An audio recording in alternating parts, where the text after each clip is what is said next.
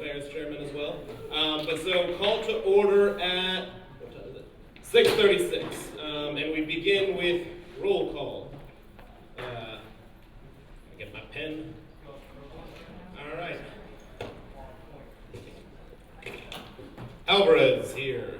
Bergman. Buva. Yeah. Bluen, no. Matt Bluen. Broccolo. Brown. Bird. Caruso. Casal is abroad. Chow. Clark. Ignato. Convoy. Conrad. Cormier. Crowley. De La Flor. De La Porta. DeVecchis. Electricon. I thought I saw her. Fiedler. Okay. Franconi. Ghanem. Gopal. Hyam. Himes. Hughes. Johnny. She's coming. She's a thing. Kugler. Kundu. Lavoy. Is he not here? Oh, he's sick. Lim. Magnabo. Myers. Ing. Patel. Yep. Perez. Porcello. Perez. Oh no, she's not here. Puglisi. Rana. Romanov. Ryan, excuse. Riff. Sir Jesus. Seeley. No, she's not. Shane. Sponzo. Terpstra.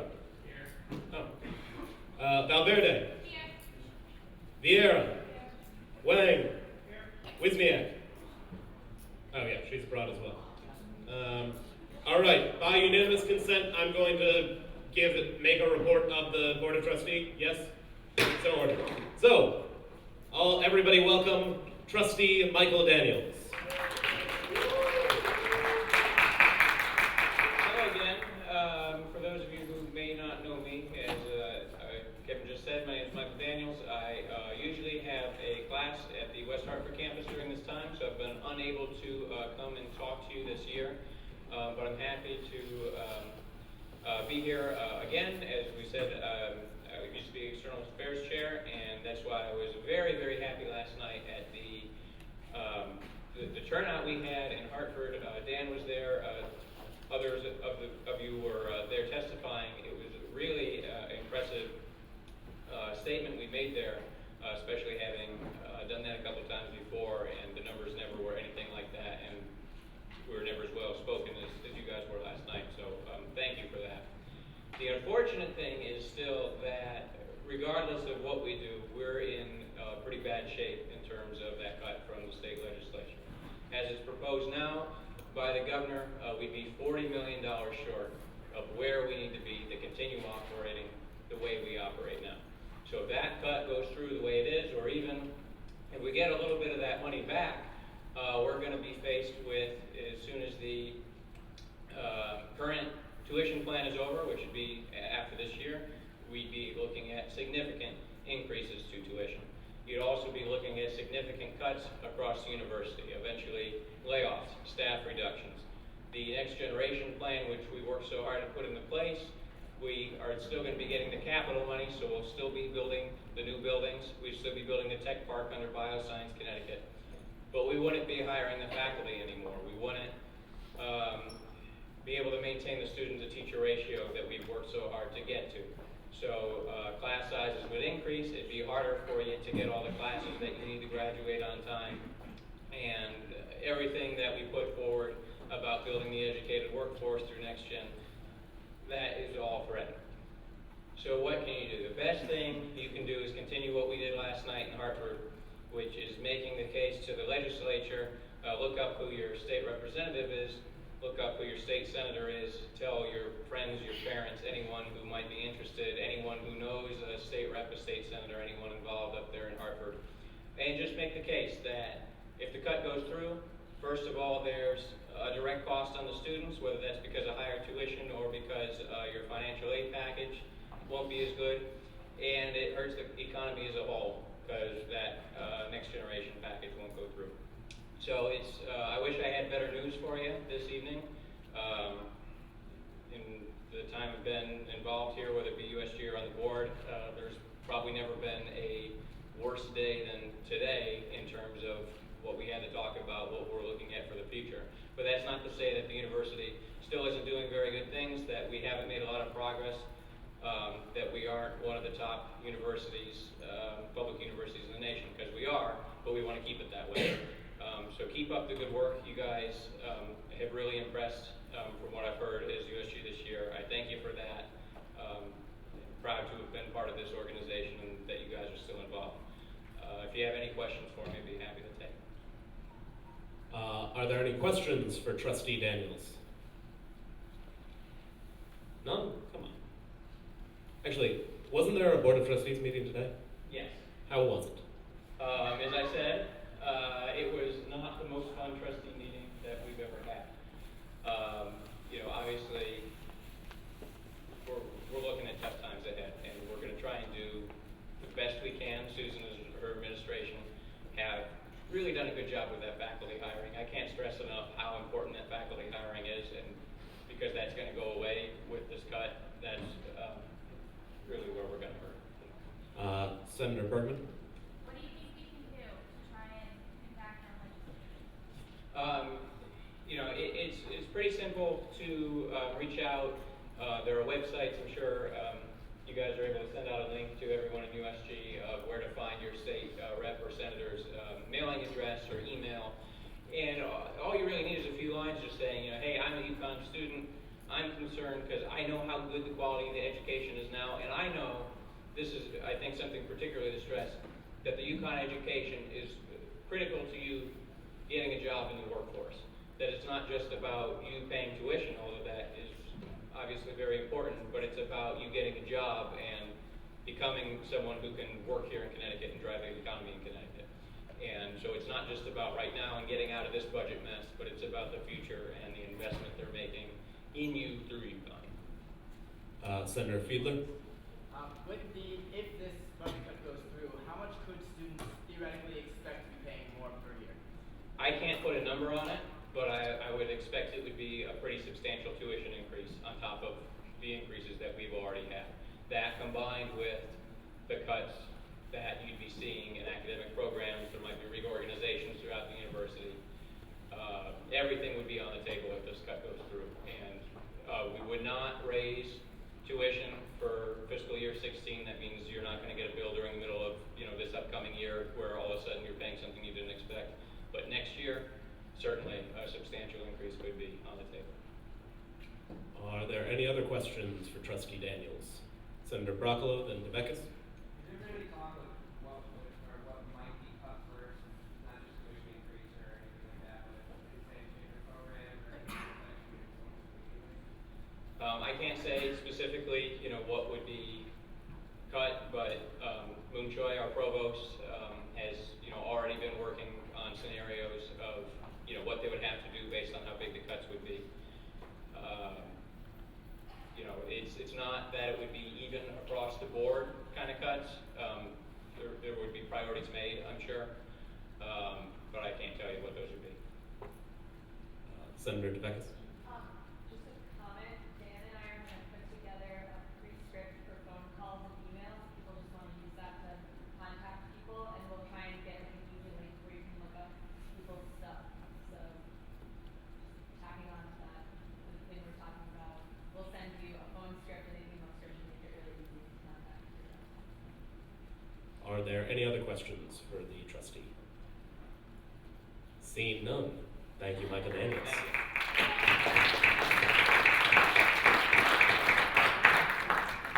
All right, next we will move into public comment. Is there anybody who would like to be recognized for public comment?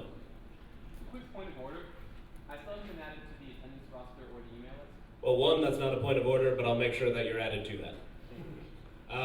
Next, seeing none for public comment, we move into an act concerning funding for UConn Club Crew Team. Are there two sponsoring senators? Senator Wang, you are so recognized. And Senator Gopal.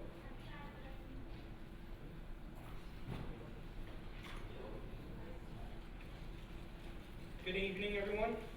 Today, Ben and I will be introducing legislation to you tonight to fund the Yukon Club Crew team.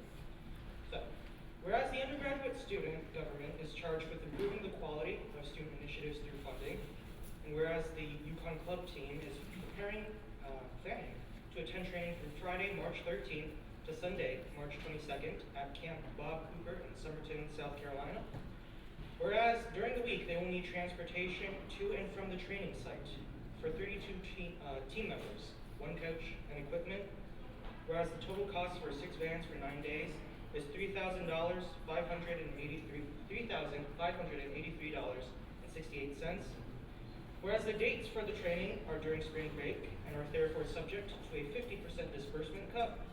Whereas the aforementioned initiative bears clear merit to the student body, therefore be it resolved that the undergraduate student government allocates $1,791.94 to the Yukon Club Crew team. Is there a motion to enact this legislation? I'll give the motion to Fiedler and the second to Gopal. Are there any Are there any questions regarding this legislation? Senator Byrd?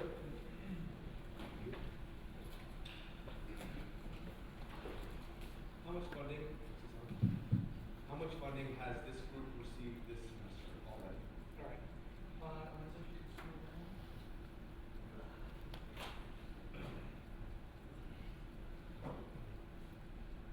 So, on the lower half of the screen right now, that is the breakdown of the funding that the group has already received for this semester.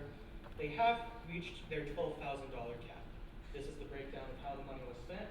I'd also like to point out that on the upper half of the screen, you will see a report by the NCAA. It's their revenues and expenses report, their most recent report.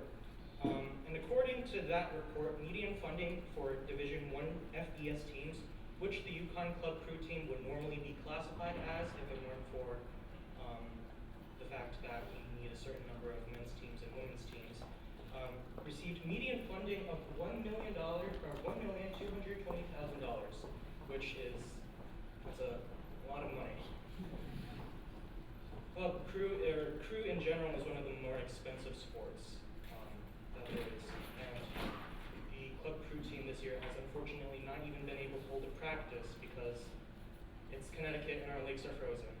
South Carolina's warm, guys, in case you didn't know. Are there any other questions regarding this legislation? Oh yeah, Comptroller Ron. Sorry.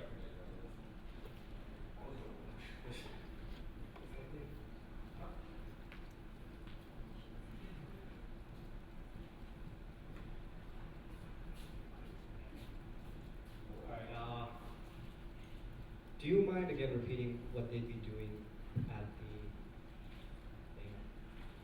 At the Yes. All right. So Please they elaborate. all right. They will be going to Camp Bob Cooper in Somerton, South Carolina. They will be attending training there. They will be on the water at least 2 to 3 times a day.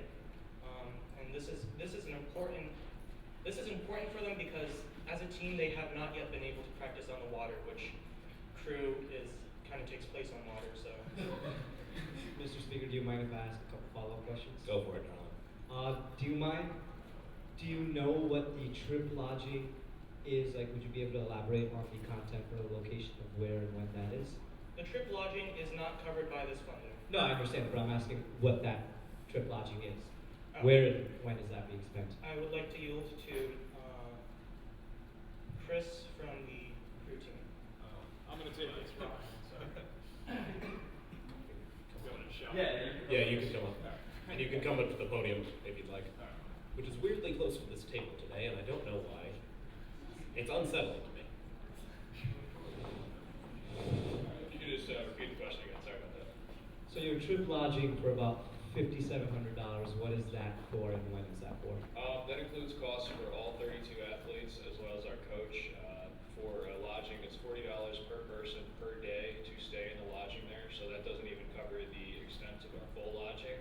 It's calling it partial coverage, but it covers all meals and lodging at the campground. So, well, it's a campground where the training takes place. So this this lodging is for that event? That is correct, yes. Okay, okay. And then the last question was has the group looked into any fundraising I'm sorry. Any avenues of fundraising since the application process had closed for spring 2015 when they realized that they wouldn't be getting more than $12,000? Yes, we have we organize a turkey trot 5K on campus. It's the Saturday before Thanksgiving break. And as well as we have a letter campaign that is being submitted right now through the foundation for additional. The team is also charging an additional $200 to all members for the purpose of Yes. Our dues per semester are $350 for all athletes and $100 per coxswain, which is the person that is the only person in the boat that's not rowing.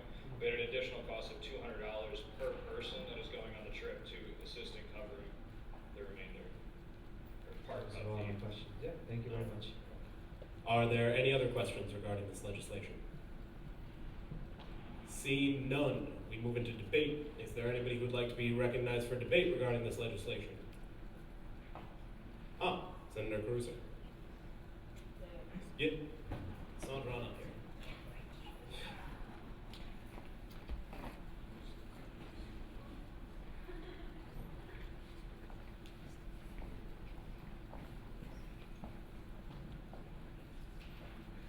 Alright, hi everyone.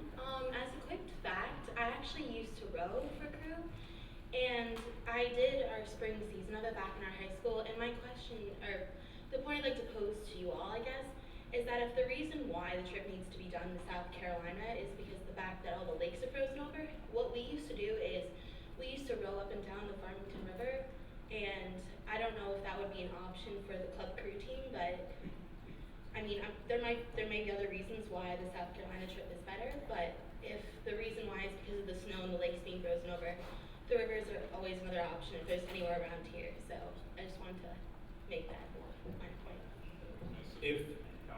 For a purpose of clarification, perhaps, I'm going to recognize the representative from Club Crew, just so, because I don't know the answer to that.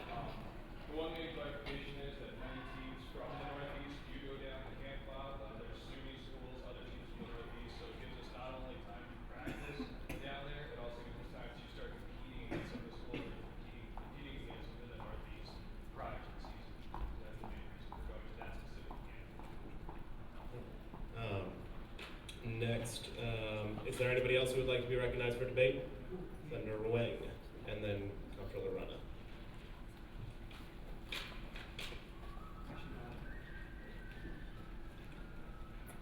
I'd also like to point out, I forgot to bring this up earlier. This Camp Bob Cooper in Somerton, South Carolina, is the cheapest site that the team could find, the cheapest, closest, reasonably close site that the team could find. It's not just a lake. They will not just be rowing there by themselves. There will be other people there, so they can work together and compete against each other. It's a very good opportunity for the team. Is there anybody else who would like to be recognized for debate? Senator Byrd.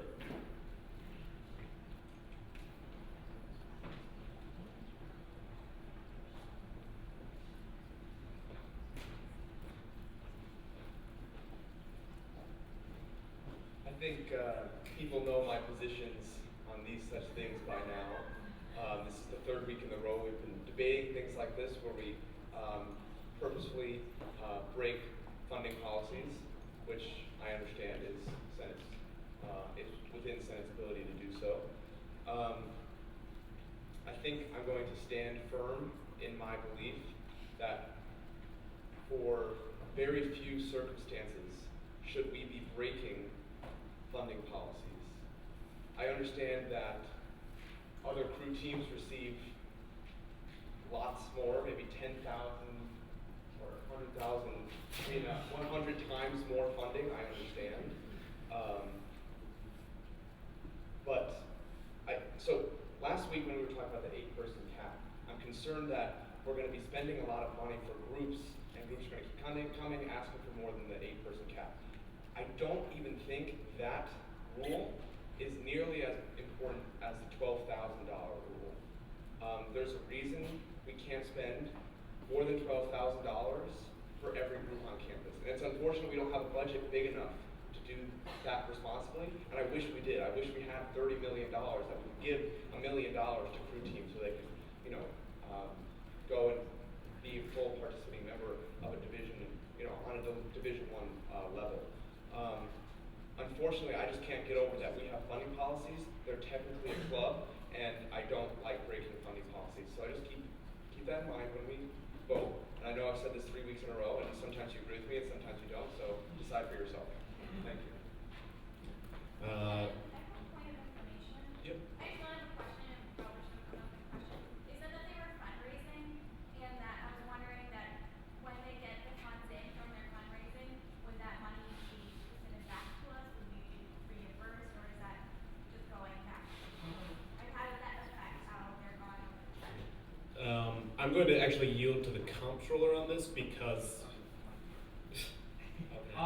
That's actually separate because the group is fundraising outside of the event itself. Had it been, they're collecting money from different people for a trip itself, it's different. It's like, how we have the capital, not the capital, we have 75% that is funded by USG and then 25% that's not.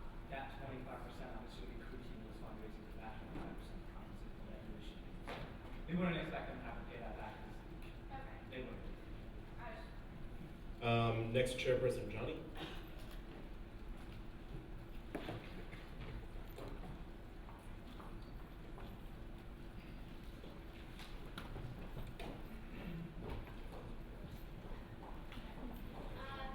I just wanted to say that funding board's recommendation is obviously not to go over the $12,000 cap.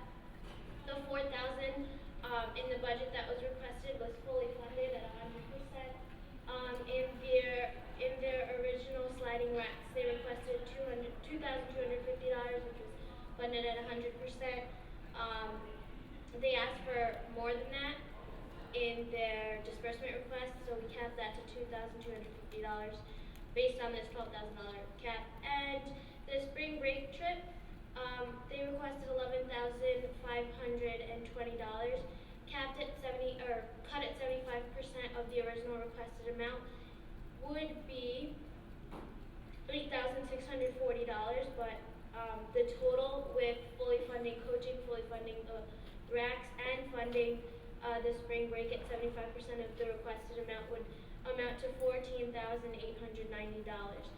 And so that is why funding board cut the lodging request to $5,750. So just a breakdown of the numbers if you were wondering where they came from. But I just wanted to make Senate aware of the fact that they were pretty much fully funded for everything they asked for. And just a reminder that last week when we talked about when Stephen researched where this 8-person cap came from, it was because there was no original $12,000 cap, and because the Senate as a whole decided to remove that 8-person cap, it was keeping in mind that the $12,000 cap was kept in place to limit over expenditure. So just keep that in mind when you make your decision. Next, Senator Cognato.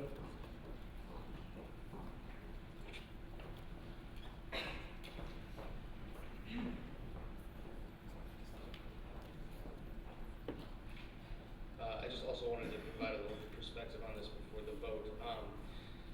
Last week, like Senator Byrd, I also voted on the side of having Senate follow its funding board policy because I didn't see the circumstances, meaning the qualification of an extreme circumstance. I do think, however, that it's important for the Senate to be consistent, seeing as we've already set the precedent of overriding funding board policy when it bears clear merit to students, student initiatives, teams, and clubs, whether it's an 8-person cap or cost cap. Now, the immense crew operates on a budget of $60,000 to $65,000 annually and meets those needs through dues, fundraising, club sports, as well as USG funding. With 3,600 current undergraduate student members, to cover its cost, immense crew had to charge $350 in dues per rower last semester and $100 per coxswain. This semester, to cover the cost of the spring trip, an extra $200 in dues is required on top of the $200 and $350 amounts for dues. If this isn't enough to show the dedication and investments these members show to the UConn student team, I also want to point out that last semester students would meet every weekday morning at 5 a.m. and drive to a local lake in their own cars for the opportunity to practice on a relatively small lake with limited training opportunities. This trip, however, provides the opportunity for those students to practice in an open, accommodating space, and I can't stress more how much the crew needs this funding. When their entire budget is only 2/3 the amount of the women's rowing coach's salary, it's clear that this organization requires funding under dire, extreme circumstance. And this funding specifically would bear clear merit to them, to the student body and its initiatives. Next, Senator. Can I ask a question? What is the point of information? I just want to know if they'll be able to proceed with their normal season without this trip. I will yield to a rep from the group. Technically, that's out of order, but I'm going to allow it because it's. But just go ahead and What was the answer. question again, sorry? Will your season be able to proceed normally without this trip? It will be able to proceed normally, but it'll be an extension of probably 2 to 3 weeks before the season can start. As right now, the lake we're growing has about 18 inches of ice on it. So this will give us a substantial advantage, especially when we are competing against teams from the south that are already on the water right now. I mean, and have been since last October or September since their year started. Can I follow up with a quick point of inquiry? No. Point of clarification? Well, we can't. I'm sorry. I allowed the first question because I wanted to allow information to be shared, but this is not the question period. And if people are familiar this whole year with the question period of time, you have that opportunity. But we can't just turn point of inquiry into I forgot to ask a question earlier. So, Senator Perez, you're recognized.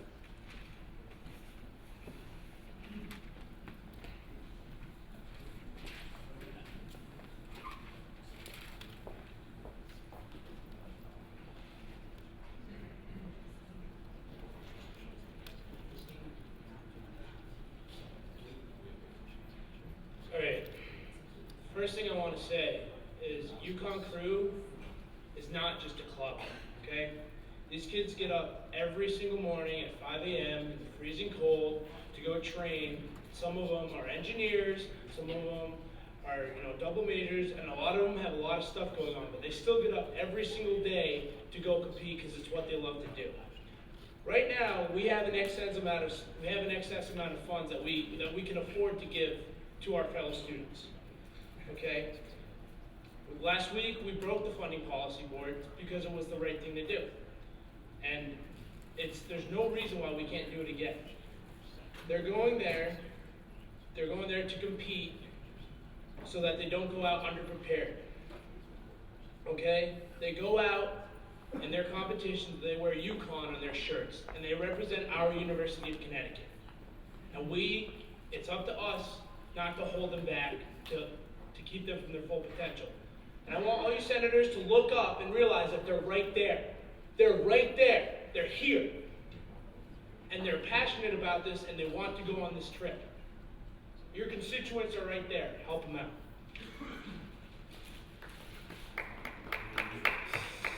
Next, Chairman Lim.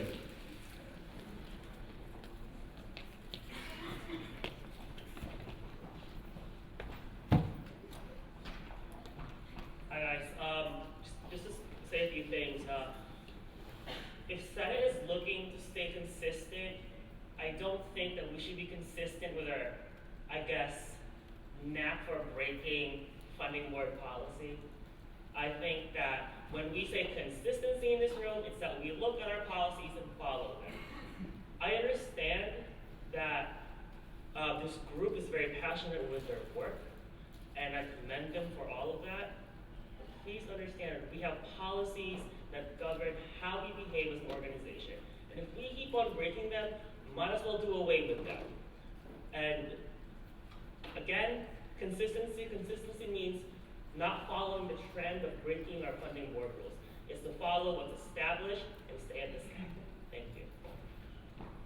Next, Chairperson Conboy. Also, people on your phones, put them away now or I'm kicking you out of the room. So I just had a meeting with some student groups about space. I also manage a gym, so some of you look familiar. And this is nothing personal against you guys, but we will never compete with D1 funding. So I understand why you put it up there, George, but I don't think that can be a comparison because then we are definitely not, this is not clear merit to the student body because then the clubs, we get no other funding. We don't have, I don't even get club sports funding. I know it's like all a mess right now. I've heard lots of complaints. But, you know, I've talked to a lot of student groups who are having issues. I mean, not necessarily with frozen water, but the same thing where spaces where they've classically practiced, they don't have anymore. And I watch that in the gym as we get overfilled, and I watch that, and I just met with a student group the other day talking to me about all the fundraising they're doing and all these other things. And we talked about the price it would cost to get all of these student groups alternative space off campus. And as much as I want to help these kids and as much as we have extra money, clear merit to the student body is something we can provide to every single club, and we will never compete with D1 funding. And almost every single club we fund needs help getting extra space, and we can't provide that. We have extra money, and we're looking at ways to allocate that to more student groups, but I don't think just because we have extra money means we can subjectively send it out to groups. I think that legislative funding, I mean, I know I've disagreed with people, same thing as Dan, I kind of stand clear. I don't want legislative funding to turn into a subjective process where we play this hand, where we get to decide, because even though funding policies restrict groups, they also keep it consistent from group to group. And you guys need to understand, they are not the only team struggling for this right now. They're not the only club struggling with space right now. And as much as we'd like to help everyone, we can't. And I appreciate you guys being here, and I know this is an awesome thing, but my biggest issue is we can't provide this for students. We are not UConn athletics. Thank you. Next, Senator Rifkin.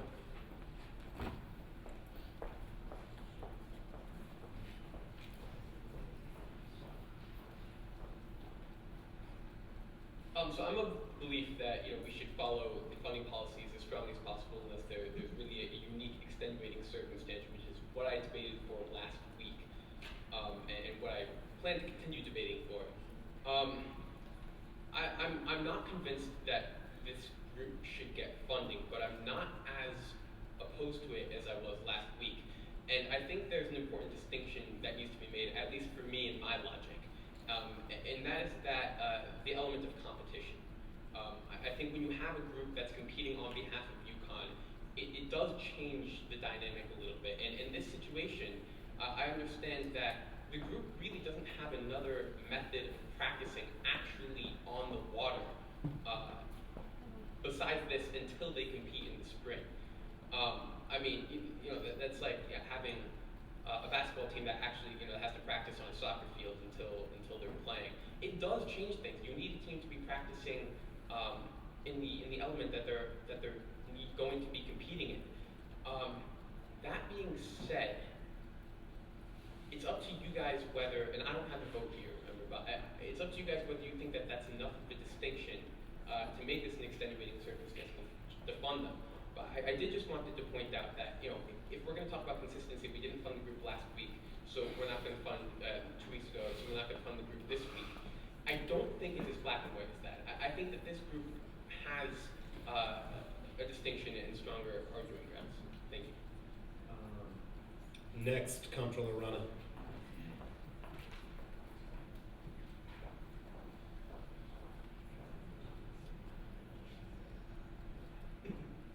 All right, just a couple things.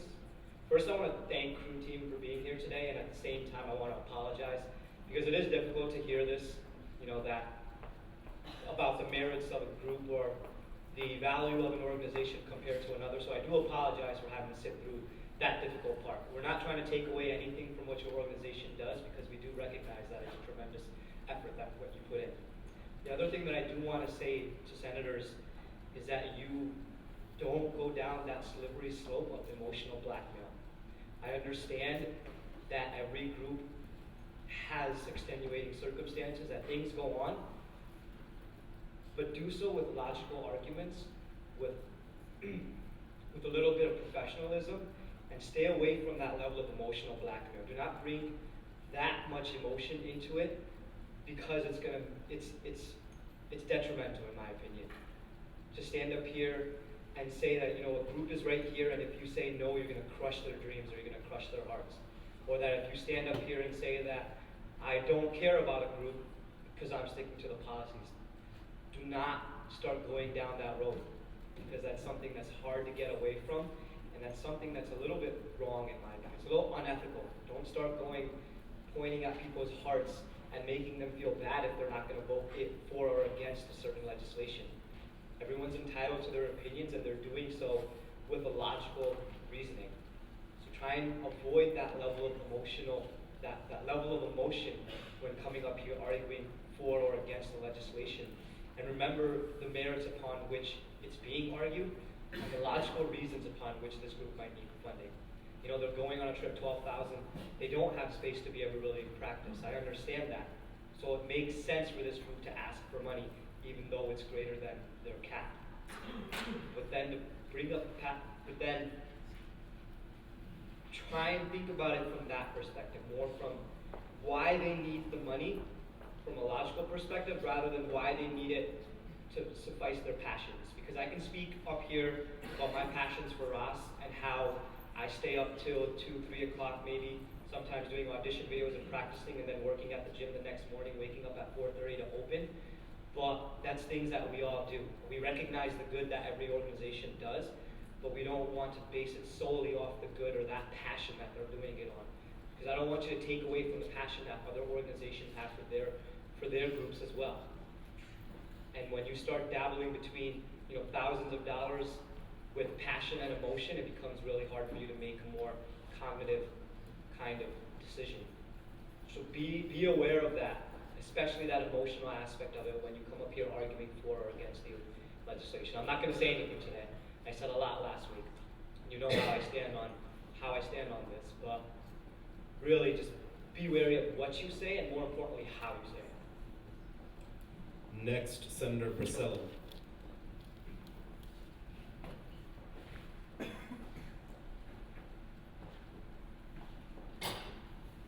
I'm going to be relatively brief, but I know people have talked about the consistency of last week versus this week, and I just wanted to say that this time, when we're talking about the $12,000 policy, no one's debating the merits of that. That's a policy that everyone believes in. Policies that we've debated in the past were contentious to the point that we actually changed them a week later, unanimously. So I think if we're going to look at consistency, I think that argument doesn't really come into play today, and that we should look to uphold funding board policies. Thank you. Next, Senator Fiedler. Never mind. Next, Senator Bergman. Next, Senator Heim.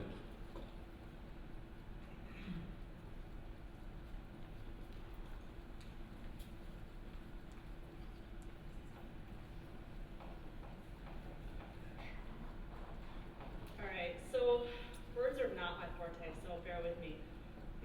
But I kind of struggle with this because I don't think that we should be breaking the policies for just no reason at all.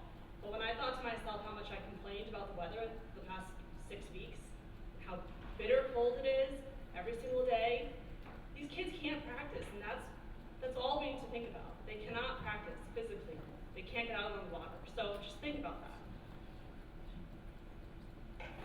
Next, Chairperson Johnny.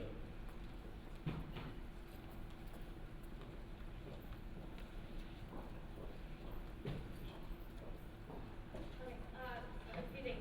First of all, I apologize if I do get a little emotional, but it's because I'm getting a little frustrated. So, the first thing I'd like to clarify is that it's not subject, I'm sorry I didn't catch this earlier, it's not subject to a 50% cap, it's 75%, even though it takes place during spring break, it's not service oriented, so it does not constitute as a spring break alternative trip, so it's not category F, it would be subject to 75%, which would mean that if passed by the Senate, they'd be getting $2,687.76.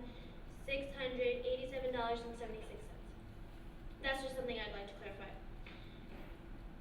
I understand what Comptroller Rana was saying about not bringing up how much other groups work, right? And I have a great relationship with crew team They do a phenomenal job on their funding packets, and I genuinely like working with them.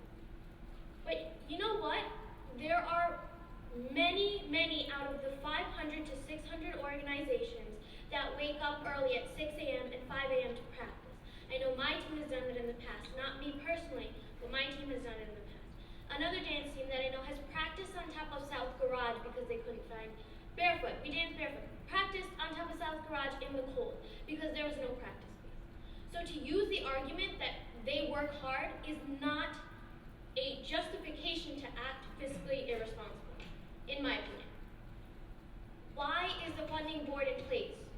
Why do we work for weeks on end to review applications strictly to the policies? Why do we do that? Why are we put in place? Why do we put in so many hours? Right? Yes, it is your prerogative to override decisions that you feel are unjust. I always say this, our job is to facilitate money so that groups can carry out the function to the best of their ability. This is not going to hinder them from going there and practicing. Yes, it will help them, but if correct me if I'm wrong, but you said you can still go, right?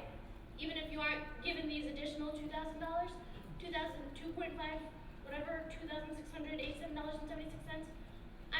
We're not saying that they shouldn't go practice, but why is funding board in place? Why are we putting in so much time to follow the policies and review applications if every group that we followed the policies on and haven't gotten exactly what they asked for are going to come to Senate and Senate's going to override the policies? What is the point of us? To do all the administrative work? I mean, this is what I'm getting frustrated about. So yeah, that's all. I'm sorry. That's all. All right. Next is Senator Bergman.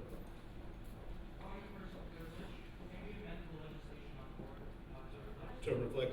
I'm going to actually by unanimous consent, and the reason that I'm doing it by unanimous consent because regardless of your stance on this legislation, in order to properly reflect the 75% cut that is just as according to the funding board chair, could we amend the number to, I believe it's 2,687 and 76 cents? Is that it? Can by unanimous consent we amend it so that it properly reflects that? So ordered. So it'll be, yeah. Okay, sorry, go ahead. Okay. I know this is the second week in a row we've had a organization come to us to break our funding policies, and I don't know the circumstances for why Crew Team decided to come here, but we have we have a very small amount of funds. I think it's what, $50,000 that Senate can use to fund student groups more in really extenuating circumstances. And if we keep having week after week groups come up who are in the same boat as every other student group or club or team that gets funding from our organization, I just fear that we're going to just fund them for whoever gets here first, and then groups who have who got into a championship, which is going to come up at the end of the semester. I know that it is. It came up last year. Came up last semester. Student groups who come up and they need funding for a championship that they didn't know that they were going to get into, couldn't apply for funds before, and there's not going to be the funds available for them to take on those initiatives because we are overfunding other student groups. So that's just it. Next, I'm going to step down from the chair and ask to be recognized. I'm the only person who hasn't spoken yet, so I'm going to go.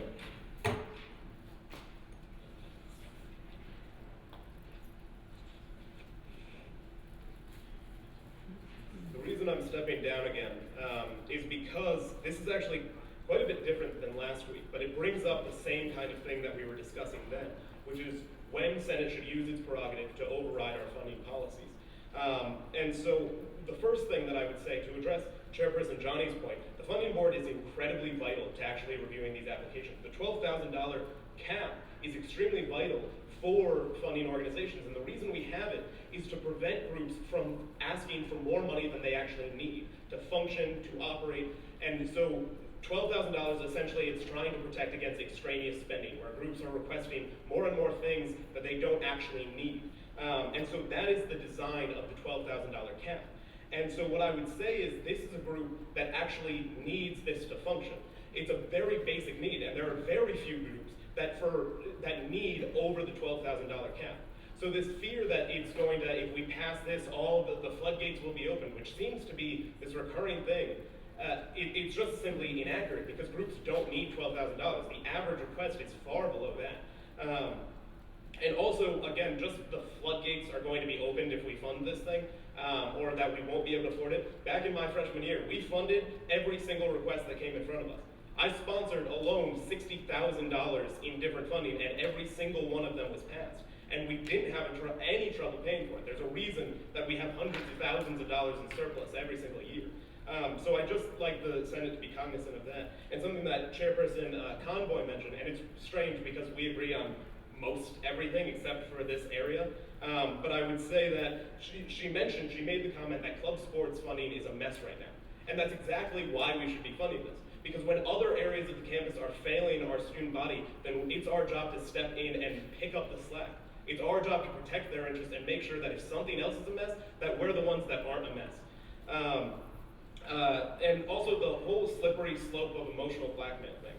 I don't think it is a negative thing to look at that group over there and say, they are here because they care about this thing that they love. They're here trying to support getting a little more money so that they can go and practice. And so the $12,000 cap is intended to prevent greed, and it's intended to prevent an abuse of our money that doesn't serve the student's interest. This is not that at all. This is a group saying we're desperately trying to do better and to compete more and to actually challenge our opponents, which is everything that being a UConn Husky is about. So I think it's something that we should be very cognizant of. This is why that these things come to Senate, because it's a time where we're supposed to think about them more. And the reason that I'm stepping down from the chair is because it's my job to nudge you in a direction that you've already voted, that you believe we should go into. It was by one vote, but you already voted that way. So I think this is something that I strongly would encourage us to pass. It's the exact situation that a legislative request is designed to account for. And please, Senate, vote yes. Think with your heads and your hearts and vote yes. Yes.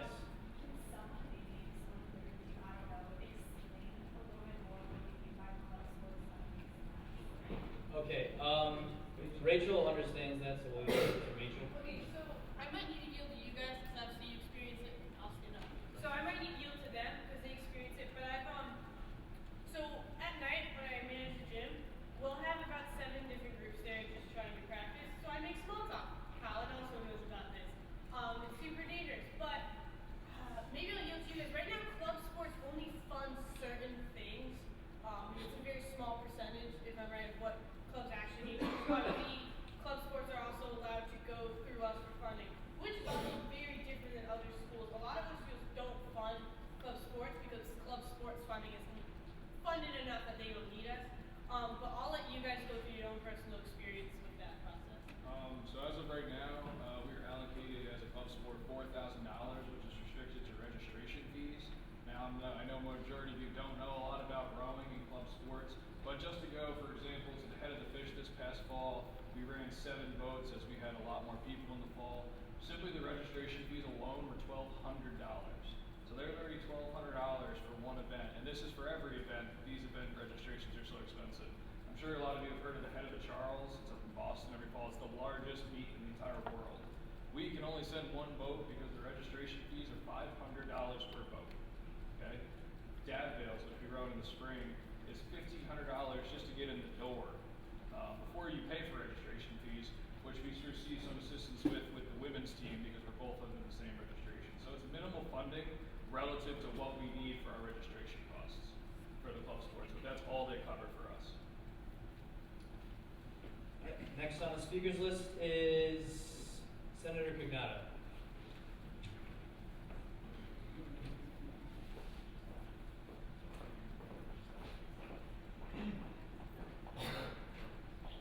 There's obviously a few things I want to touch on. First to that, fighting for student funding for certain groups certainly isn't a prioritizing system based on student interests. They're all raised up to Senate. We have the prerogative to set on each of them the same way with the same ideas. go to the point about consistency that was brought up, that I brought up and was responded to. Yeah, we should be consistent. There's a couple different ways to be consistent, that's for sure. But what's not consistent is the men's crew being able to pay $4,000 for their coaching versus $95,000 for the women's team. What's not consistent is their $12,000 budget versus a $1,220,000 budget. What's not consistent is $550 in dues per row versus, I'm going to guess, $0 in dues for a majority of Tier 2 organizations. What's also not consistent is 36 members on the men's crew, but only 8 rowing machines in the student recreation facility. So if it's freezing here, they can't take advantage of the resources usually available to students, and that's an unjust inequity, right? I mean, we should be fixing that with funding. That's why they're able to bring these things to us. It's just not consistent, and like Speaker Alvarez said, it's unfair to the entire student body for these students to be deprived of those resources. Granting an extra $2,000 for the men's crew to actually be competitive when the funding opportunities available to them will never meet the needs of the organization is when we should be consistent enough to override funding board policy. It's an extenuating circumstance. This is why we're allotted the authority to do this. Funding board is of course important. We've already demonstrated that we can and will override its decision if it bears merit to the student body. So, don't tell me we're only going to do this for a student political organization, but not for an actual UConn team. Thanks. Next is Senator Byrd.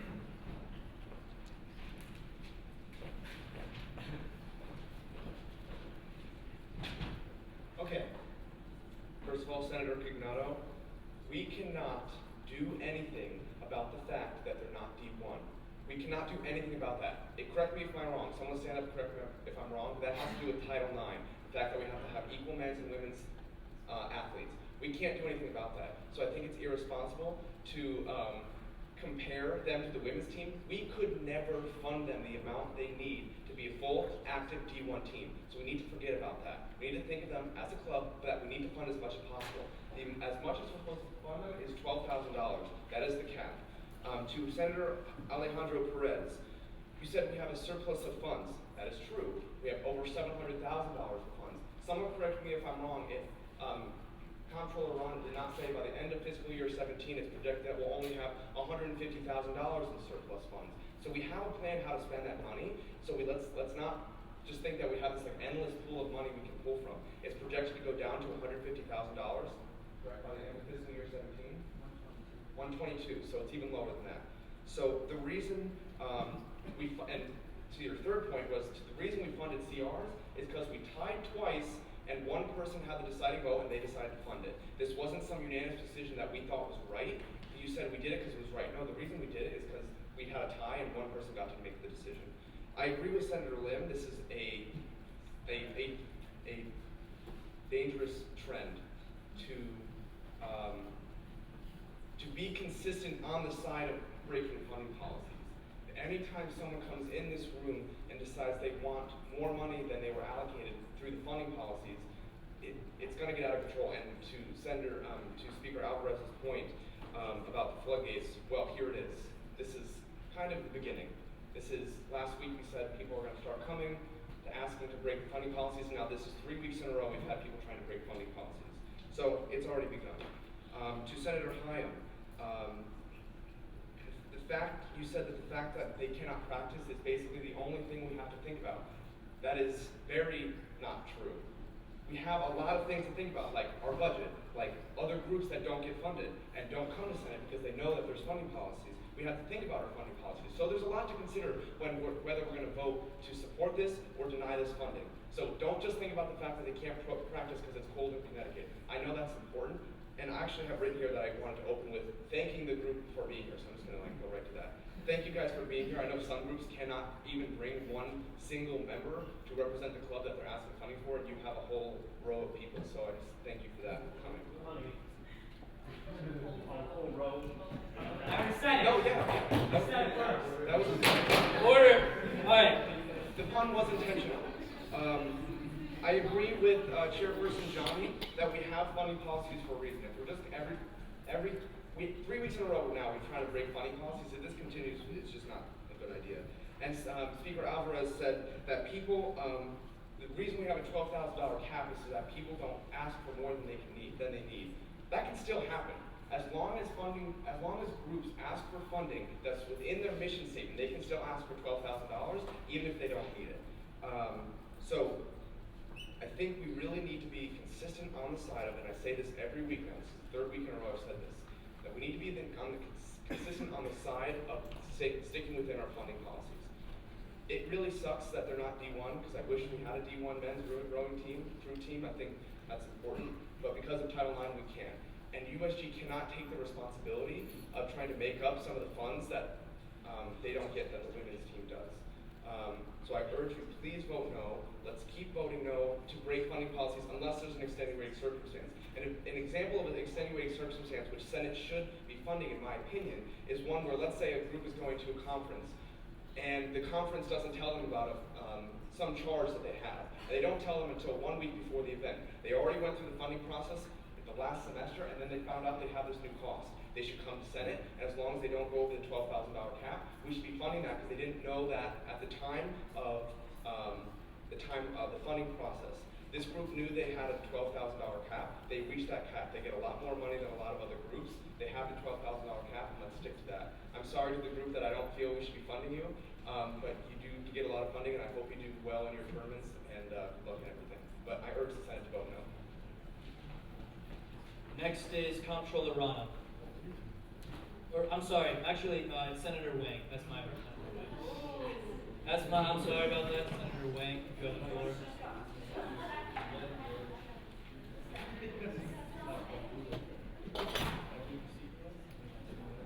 Hello, everyone.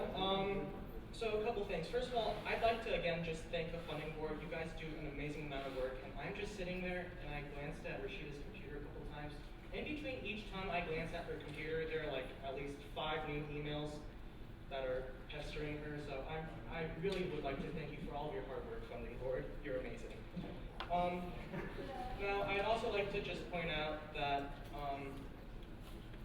there are concerns that this will be a slippery slope, that we will continue to keep on breaking funding policies, and that we'll have an issue with that. But I'd like to forward the idea that this is not really a slippery slope in this case. This is it's a very unique circumstance in that we have a crew team that has not been able to row in the water yet this year. Unlike a lot of other club sports, it's near impossible for them to currently find a way to actually do what their sport is. And I'm not arguing that we can compete with the $1 million, with the $1,220,000 that Division I teams will get on median, on a measure of center. But I'm arguing that maybe we can at least give them a chance to actually practice on water. That, you know, they're a team that needs a chance to do what they do. Yeah.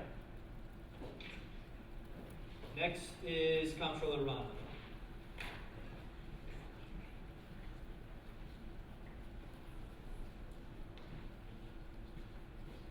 Okay, just going back a couple of steps, as I said earlier about the emotions and all that, you guys are all very smart individuals.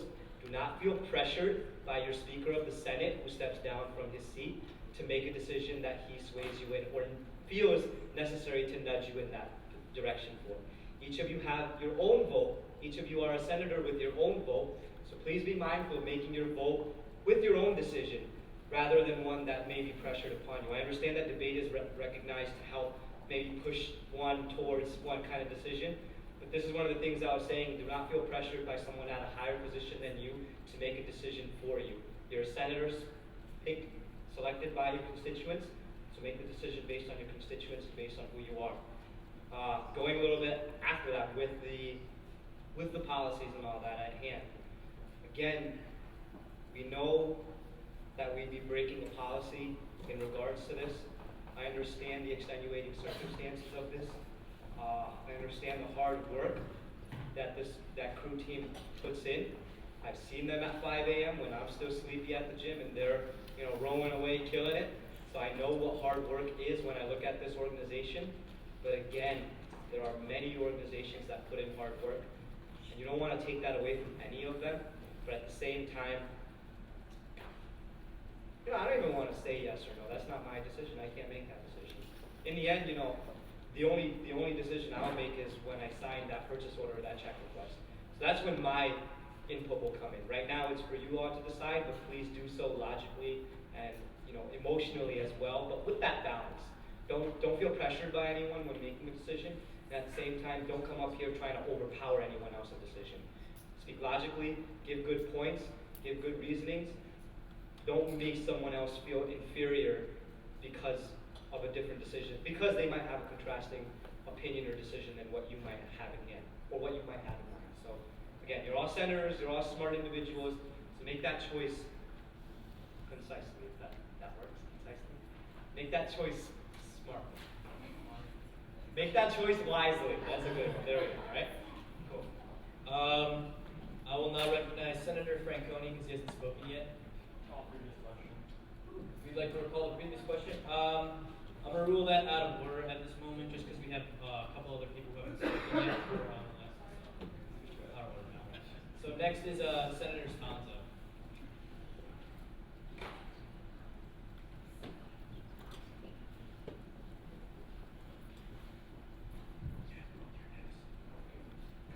Okay, I know that this was just overruled, but I was one of the people on the speaker's list, and I was actually going to come up here to motion to call the previous question. I think that the things that are being said are repetitive.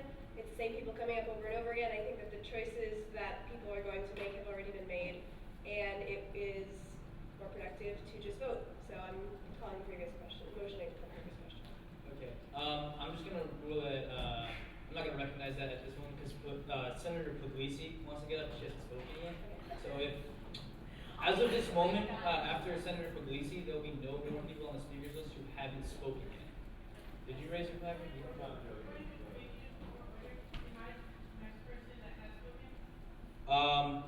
No, it'll be Rashida, or Chairperson Johnny.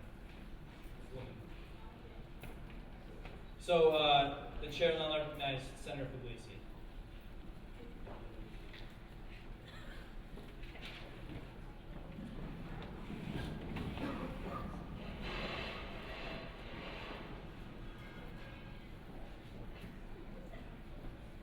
Hi everyone. I just wanted to say a couple of things. I think this is kind of different from last week. Last week we were debating over $300, and it was well within our means to fund that team. We also then made the decision to what's the right word? Amend the policy to raise it to 16 people. Yes, it wasn't going to go into effect until next semester, but still we all agreed that that's ridiculous. If that's within our means and we can fund that many people, come on, let's do it, This is a little different. We all agree on the $12,000 cap, do we not? Yeah, we do. I think we do. It's a huge difference between $2,000 and $200. And again, with the whole hard work and passion thing, I think it is really important to get a little emotional about these things because talking about people and what they want to do with their times and their lives and college activities, that's super important. And while you have to be logical about these things, I think it is important to sometimes bring your emotions into play because I think that helps. Okay, that's it. Okay. Next will be Chairperson Johnny.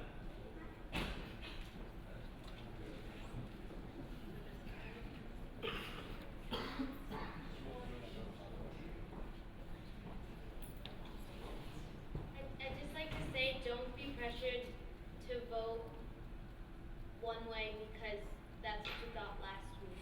Because that's not what you base your decisions off of. Everything is circumstantial. And don't be afraid that because there are members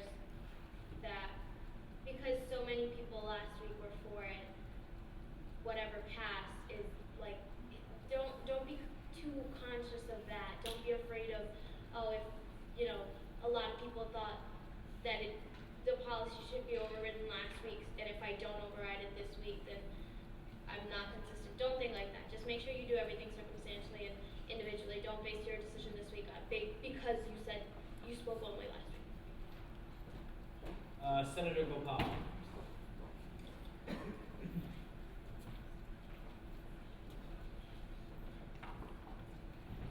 So I'm not the guy who comes up here and speaks very often, but I thought I'd just come up today and share my opinion on what's been going on today. So I've heard the word precedent being tossed around a lot, and I'm a second semester freshman senator, so I'm trying to make my own precedents right now, so in the future I can, make more informed decisions based off what's going on now. So based on that, the slippery slope argument in my mind is not the greatest, because I have faith that the Senate can take everything case by case, kind of look at the information being presented to you each week, and then make an informed decision based on that, and not solely based on precedent. If you voted one way last week, I don't think that should influence your vote this week, because you should be looking at this as an entirely different set of circumstances. And having said all that, I'd like to call the previous question.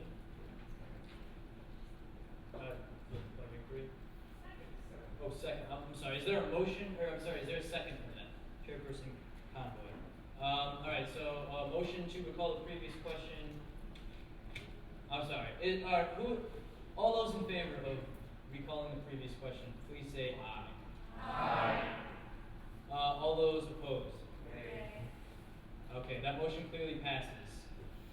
So, are you calling for a division? Senator Cagado, are you calling for a division? Yes. Okay, all those in favor, please stand. Wait, Connor, do we know if there are more people on the speakerphone? I was going to speak. Is that it? Yeah, there was quite a few people who had already spoken, and then Eliza had spoken, but yeah, we can't unvote. I'm sorry, guys.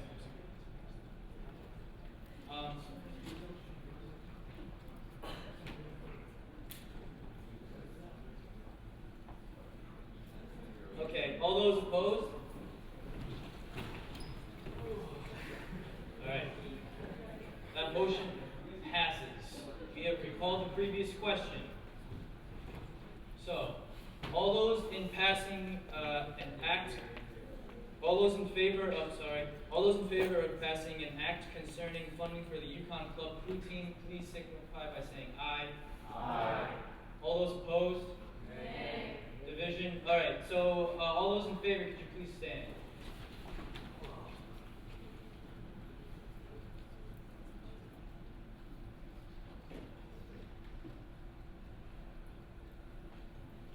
All those opposed?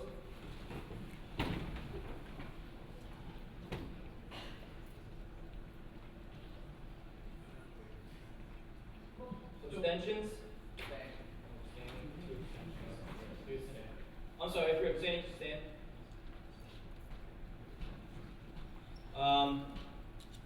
By a vote of 15 to 13, that motion fails.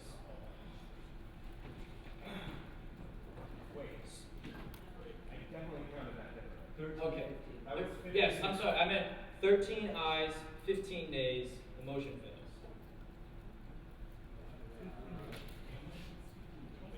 Can we do that again? Because that was definitely a different number than I got. And maybe I was wrong. All right. We'll do it again. All those in favor, please stand. Yeah, okay. 1, 2, 3, 4, 5, 6. 1, 2, 3, 4, 5, 6, 7, 8, 9, 10, 11, 12, 13, 14, 15. Where's 5 I can't see them. Okay, I'm sorry. All right. 15, 15.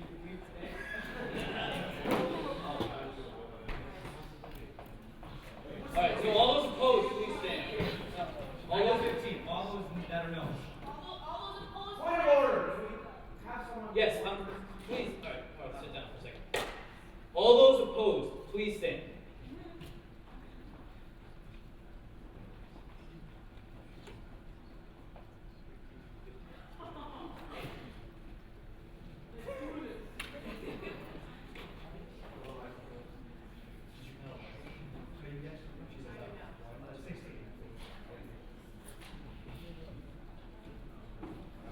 So by a vote of 16 to 15, we have the same amount. Abstentions, please stand. All By a vote of 16 to 15, the motion fails. So, Roll call. I'm calling a roll call. Yes, okay. I can still do that. Yes, seriously.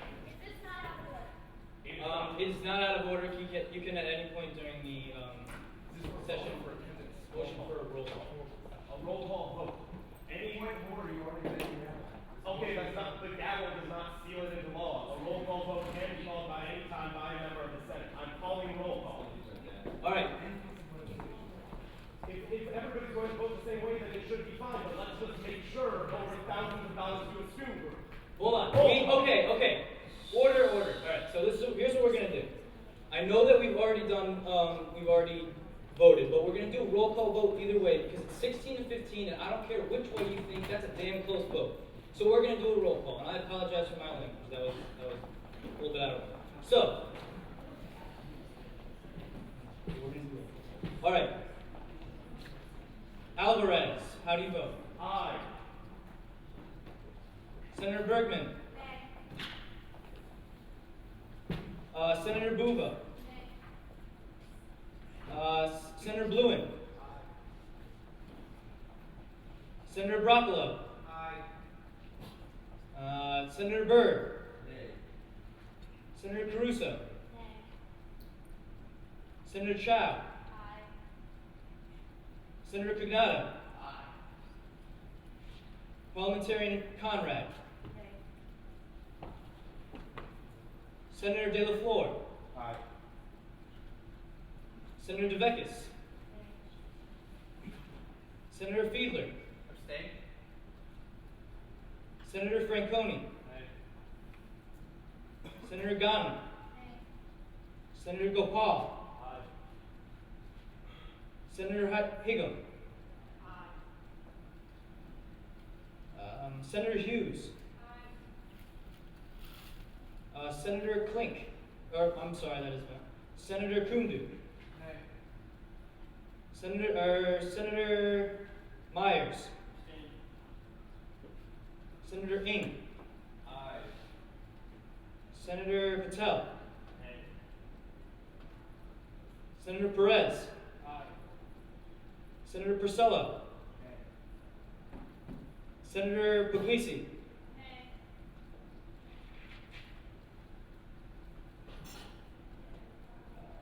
Senator Sponza.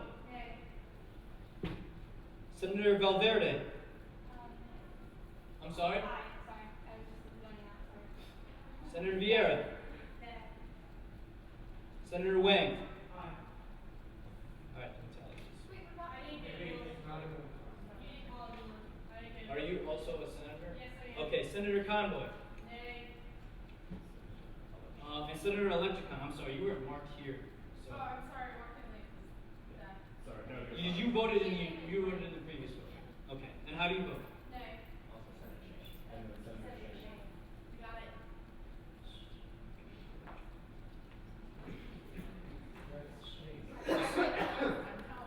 Yes. Senator Shane.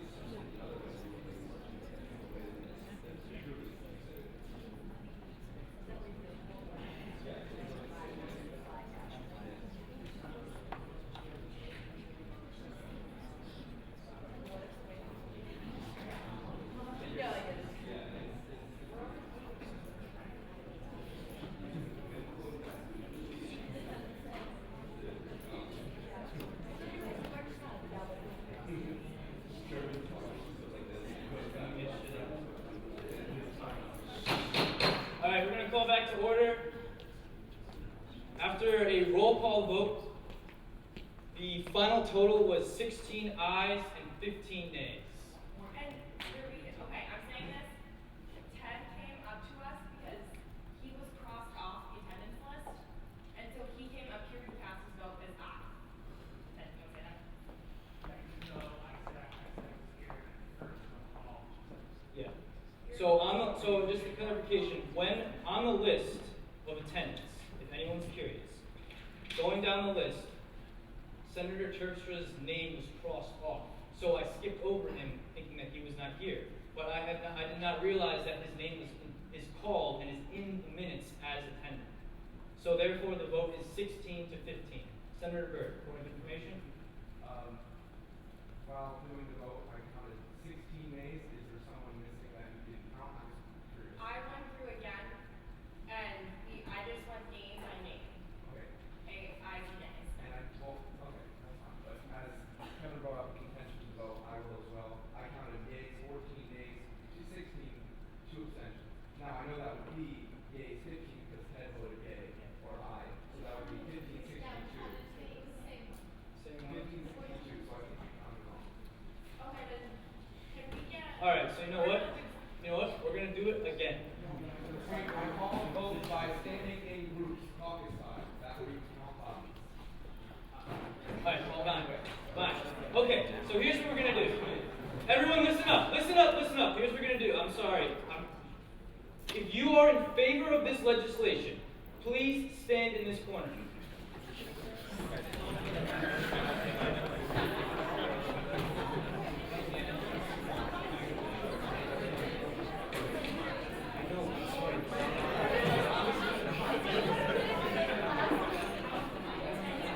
Okay, all right. Everyone listen up. You gotta stay quiet and you gotta keep it quick. If you are opposed to this legislation, please stand in this corner. If you are abstaining, stand in the middle.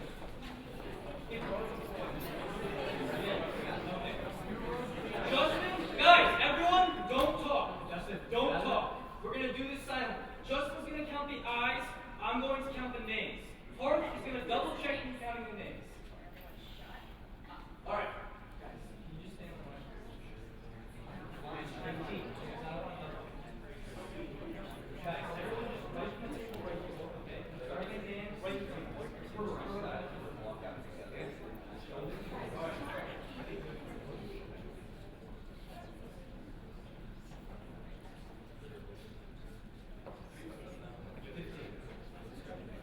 Justin, how many did you count? 15? I count 16. Abstentions, 2. 3. Tom. Vote, if you want to call it, but it should fail. 15, 16. Now let's just all fight. All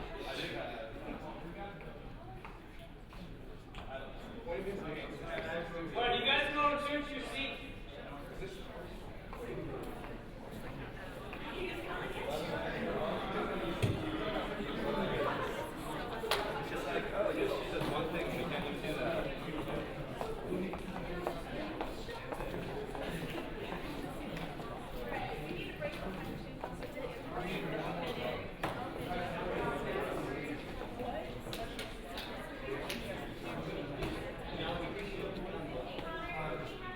Okay, so everyone please sit down. Once we return to your seats, we're going to just sit and vote.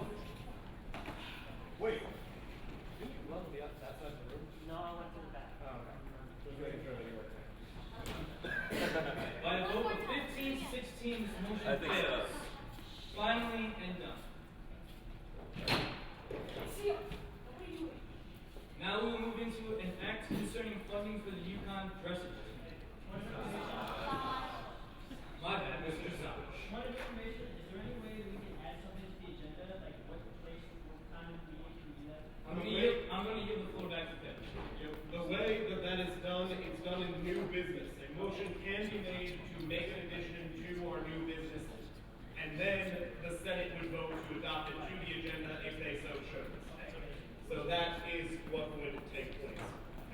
So now we're in an act concerning emergency funding for UConn massage team. Are there 2 sponsoring senators?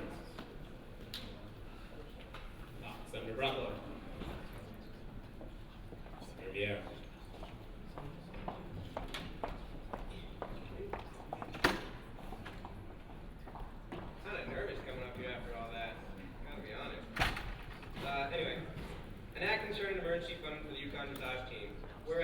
UConn dressage team is requesting money to pay for a mandatory EMT at their home show on March 29th. Whereas due to an unforeseen accident, the national board is requiring an EMT be present at all home events. Whereas this shows clear merit to the student body, whereas prior to this accident, volunteer EMTs were acceptable, and therefore, paying for an EMT was not budgeted for. Whereas the horse show will require approximately 7 hours of EMT services, whereas the price is roughly $100 per hour, totaling $700. Whereas the dressage team is and has been very successful with a strong chance to reach nationals. Whereas this amount would drain their team bank account, making it difficult to pay for judges, prizes, and expenses of nationals. Whereas this is a Category B request, as any student may try out to be on the team and is located on campus, so is able to be funded at 100%. Therefore, be it resolved that the undergrad student government fund the UConn dressage team $700 to pay for the services of an EMT at their March home show. I'll give the motion to Broccolo and the second to Vieira. Are there any questions regarding this legislation? One. Oh, I haven't recognized you yet. Come on. Hold your horses. First, Senator Porcello, then Senator Cognato. Oh, wow. That was... Yeah, 2 today. Who I talked to, they said they were good to go. Next, Senator Cognato. Are there any other questions regarding this legislation? Senator Bergman. It wasn't, no, it was good to go. Yes. Good to go. As in acceptable and or compliant. Next, is there anybody else who would like to be recognized for questions? Seeing none, we move into debate. Is there anybody who would like to be recognized for debate? Seeing none, we move into a vote. All those in favor of enacting an act concerning funding for emergency funding for UConn dressage team, please signify by saying aye. Aye. All opposed, please signify by saying nay. Any abstentions? Clearly passes.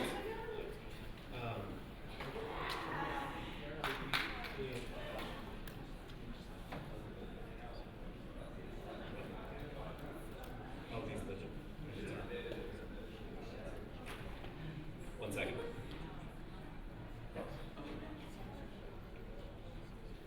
Oh. Okay, so for these minutes, they were sent to you, but they didn't include the legislation on it. So I'm going to, by unanimous consent, motion to move them to next week. Cool. Yeah, both of the minutes. So ordered. Okay, now we're going to move into reports. First, the report of the executive and Chief of Staff Clark will be giving the report on behalf of President Sargent, who is not here.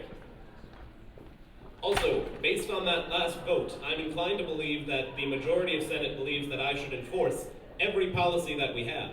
Therefore, if you are ever eating in here, you lose your vote and you are removed from the room. If ever you're on your computer or your phones, I will give you one warning and then you'll be removed from the room. Because the majority of you want me to follow policies to a T. So, if you're eating food right now, please get rid of it. If not, you're good. Also, if you have your cell phone or your laptop out, get rid of it, or you will be removed and lose your voting and speaking privileges. On that bombshell.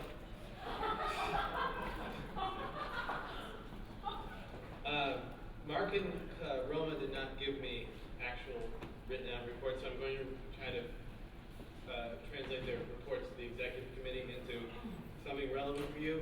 Mark said he attended SEC on Friday. Thank you. Senate Executive Committee on Friday, where he went over university committee reports and preparing for the March 2nd University Senate. There was a presentation on FERPA training for all university faculty. Elizabeth Conklin attended the event to explain the policies regarding mandatory disclosure of information pertaining to sexual assault by university faculty and supervisors, appointed 3 ex officio cultural center members to the Senate, and formed the bylaw review task force. He'll be meeting with Dr. Gilbert, Becca Herman, and Roma Romanov on Tuesday, February 24th. That would have been yesterday. So I guess he's not here to actually give an update on that meeting. Roma also was going to meet with Dr. Gilbert. She's also in the process of ordering and arranging the rearrangement of furniture for the USG office. She'll have an update once a date is set for the moving. We do have a quote for that, so things are finally moving along. I can tell you that personally. There's going to be where the copy machine is. It's going to be moved, and the desk is kind of going to be twisted around and pointing out towards the door. So it's going to be a little different. It should be nice to have that changed. She's continuing to work with Jeff Santos, who is the supervisor of the student workers, to figure out how to delegate more tasks to the student workers so that they're busier than they've been. She'll be writing up or finding old award descriptions, which every spring banquet, those of you who don't know, we always do kind of awards for USG members. So she'll be working on that, so we have those ready for the banquet, which, by the way, is on April 17th, which is a Friday. Happy birthday, Island Day. I'll get to that more. And she's also planning for Cosby. So they're also going to Cosga, I believe, on Saturday, you're leaving. So wish them well. I think the 5 or so that are going. 8 are going. Sorry. All right, my report. I don't believe Tom's going to give a report. So I will. This isn't your report. Is it mine next? No. Vice President, then Comptroller, then Chief. Comptroller goes next. Sorry.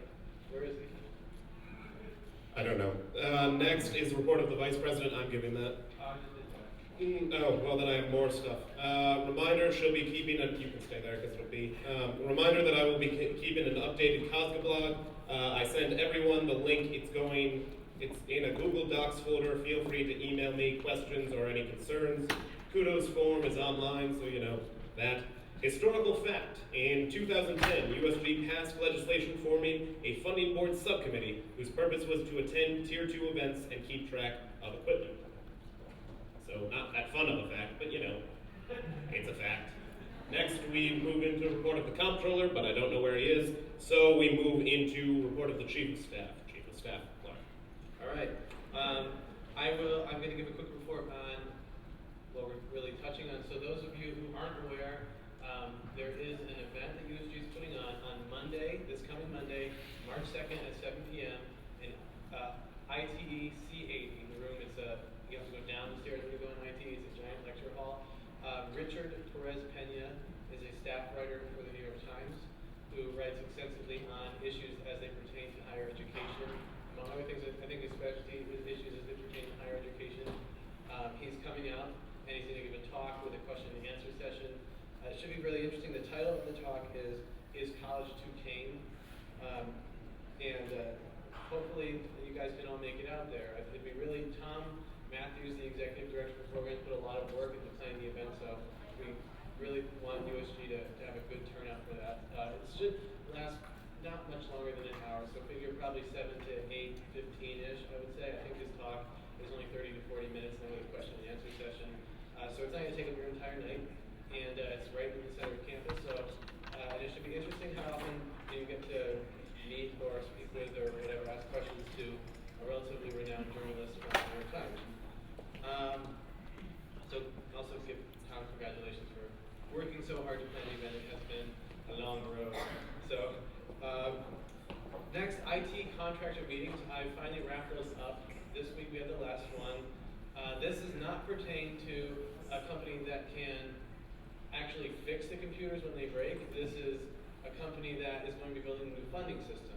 So within the next week or two, we're going to be picking that company. We're waiting for the proposal on the last one. And then the process will take 3 to 6 months, probably $30,000 plus, and then we'll have a new funding system, which we all know that we desperately need. So that's really exciting. We're still working on finding a company that can provide ongoing IT support, like the computer that's been broken for 6 months in the office and the printers that never work and stuff like that, but we're working on that. But at least the funding system is a start, and so we're really happy to finally have that done. And lastly, I have selected a new PR director. I don't know if I said this in caucus last week. I did? Oh, then I won't say it again. So that's it. Are there any questions for the Chief of Staff? Senator Cognado. Sorry.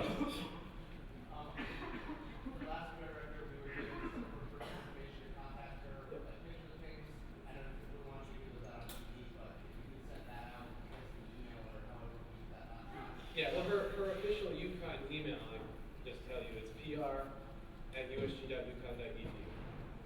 No, I'm sorry, that's wrong. It's public relations at usg.ucon.edu. usg.ucon.edu.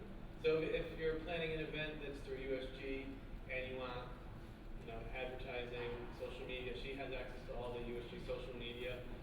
Email her. Also give suggestions for maybe improvements that can be made in the way that we're managing the social media. That's welcome as well. So email her. Was it public relations? Just Oh my God. relations. Okay. Are there any other questions? Seeing none, by unanimous consent, I'm going to remove to the reports of the academic affairs and external affairs chairs because they're on the phone. So ordered. Yeah, student services and external. So I have Kaylee and Adam on FaceTime. They're in Singapore. So you guys.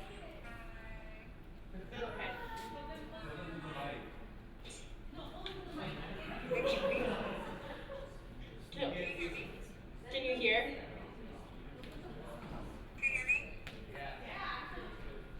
Okay, this is. Keep talking. Oh, okay. So, basically, Adam and I are live. We're in Singapore. Our flight was wonderful. Adam slept the entire way, so I didn't have to hear him talk. So, I just wanted to report a little bit about elections. Just make sure, I've had a couple people complain to me about where people are campaigning. Make sure you're campaigning in designated location. This is mostly for the Senate seats. I know that there's been a few complaints in residence halls and dining halls already, so please just be wary of that. If you have any questions, let me know.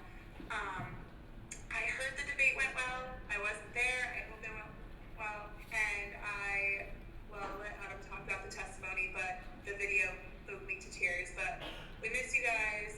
We're here safe. We'll represent you well. And here's Adam. Kaylee misses you. I just wanted to say thank you to everyone who went to the Capitol to testify. From what I heard, it was a great success. Anytime you're on the front page of the Hartford Current, I think it's a great success if you're not getting arrested or something like that. The video was great, and that was a great job executing. And if I could actually yield to either Patron or Bird to talk about that afterwards, or whenever that's appropriate, that's great. We had the town planner in our external affairs meeting last week. Learned all about the future of Mansfield and the Mansfield Tomorrow presentation. And we also received feedback on our letter to the State Board of Education. So we'll be formulating a response to that. Are you guys good? Any questions? Wait 1 second. Wait 1 second. Questions? Seeing none, you're all set. Yes.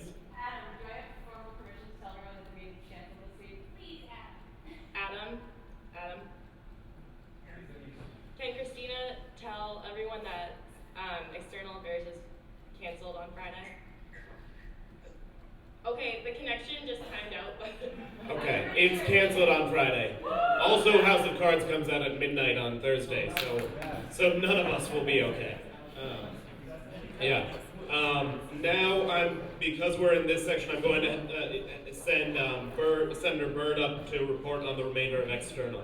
And then we're jumping back to normal stuff.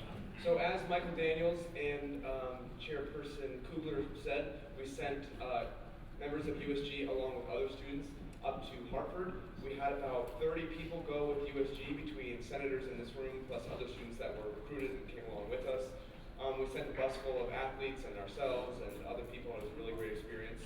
I just want to send a personal thank you to everyone who testified. The people who testified were myself, I'm not saying myself, but I'm just saying myself, Joy Scobo, Andrew Stern, Connor McNamara, Steph Sponzo, Danielle Bergman, Tyler Riff, and Anthony Trump. Did I miss anyone? No, and Stephen Porcello, sorry, and Stephen Porcello.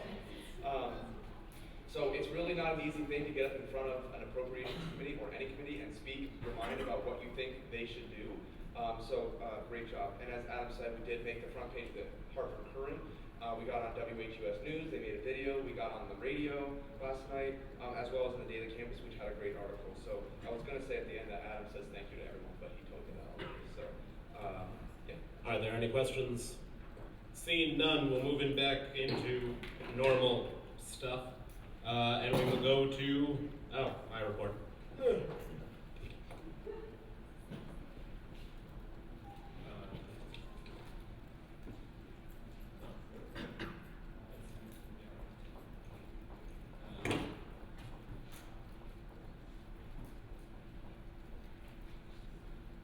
Okay, so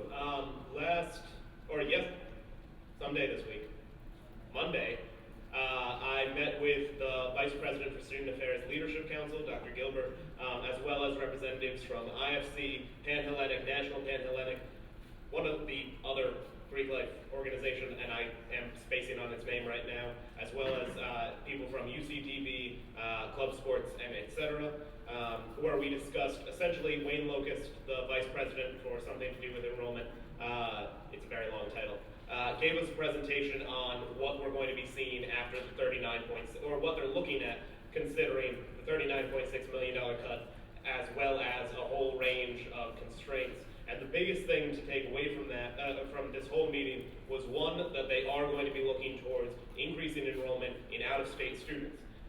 The reason for that, I am going to assert, is because they bring in more money to the university, and when your block grant is getting cut, more students will be taken from out of state, which I think is something that we should be very, very concerned about, because we're a state public institution, and we already have a 60-40 breakdown between, for the freshman class, in-state versus out of state. You don't want to change that much more than that is.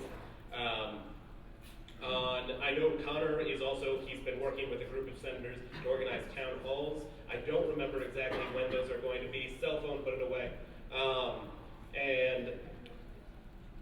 And the reason that I'm saying to put it away, actually, this is a good point. If we're going to, as a Senate, decide that for every other student organization, when they need help, that we are to a T going to follow our policies, excuse me, I just told you to put your cell phone away. I'm sorry, but put your cell phone away. This is the rule of the Senate. And so if we're going to decide that for our funding policies, we are going to follow if we're going to follow every rule to a T, then we will follow it to a T.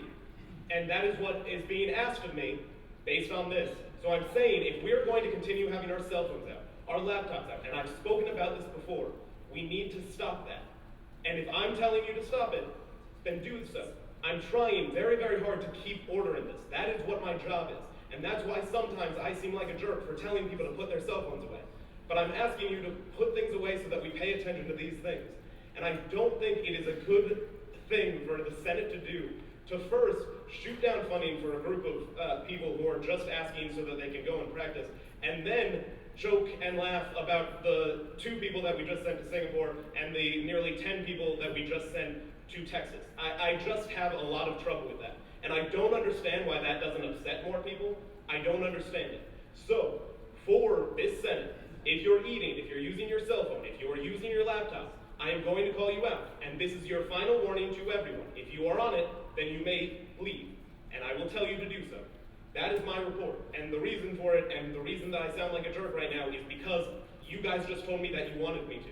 And to follow everything to a T, when I try to give you as much latitude as possible. So I will follow it to a T. That is my report. Are there any questions? First, Senator Sponza. I think it's very clear that we live in a world where people rely on computers and cell phones. I was reading a presentation for this Senate, which I'm preparing to give in a few minutes, and I would not like to be chastised for preparing to attend the Senate in a respectful manner. First, this is questions period. So I'm asking Yes. you, Yes. professionally, to please not chastise people for using technology, because obviously there are other people on technology. I would, to address that, yes, there are many people on technology in most of these Senates. And I was using it in an appropriate manner. And the reason that the policy is in place the way that it is so that people are paying attention to what is happening in the Senate. It's also something that recurs where people aren't paying attention. There were people on Facebook, there were people on their cell phone. And so, when I'm asking you to put your cell phone away, it does not matter if you're preparing for this Senate or not. They're not allowed in the room. That's something that you guys voted on as a policy that I'm supposed to follow.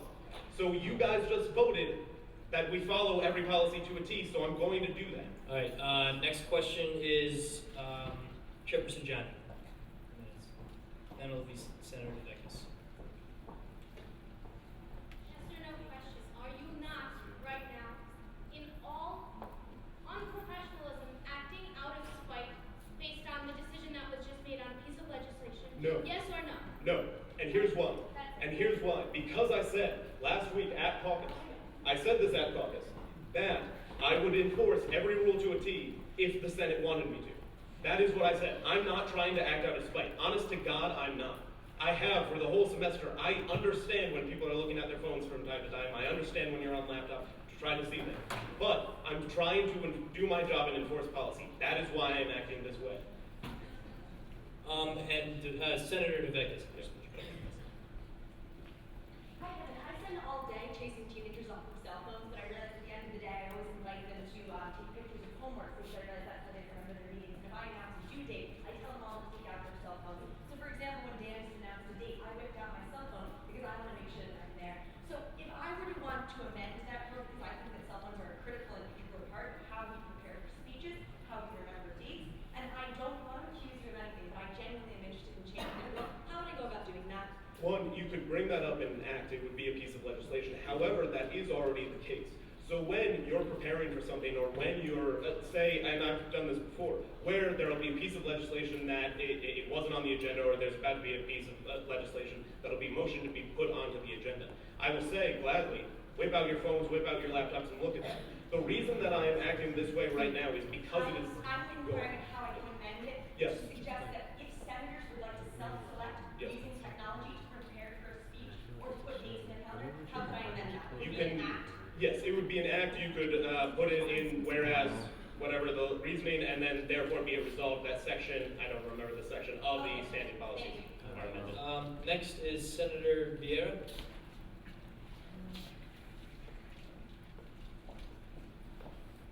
Also, this is way out of hand in the way that I thought that would be taken, but okay, sorry. I apologize if I am coming across like a series of words that I can't actually articulate here. Sorry, continue.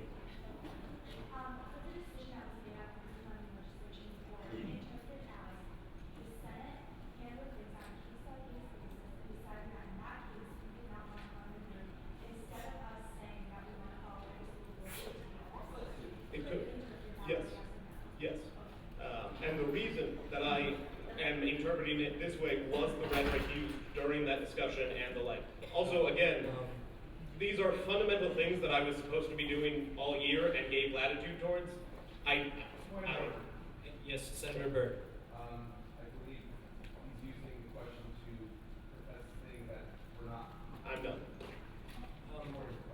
Essentially, the context of the question is taking me with the Next is Chairperson Johnny. We'll give a little leeway in questions, a little leeway in answers, but Kevin, just keep it short. Another yes or no. Do you believe that people eating salads and drinking coffee in here is hindering the progress of the Senate's function as a whole? I think it has in the past, and it has still going forward. The reason that I think this was in various times people use their phones and they're eating during Senate and they're not paying attention, and that happens. Okay. But are there any other questions for the speaker? Senator Fiedler.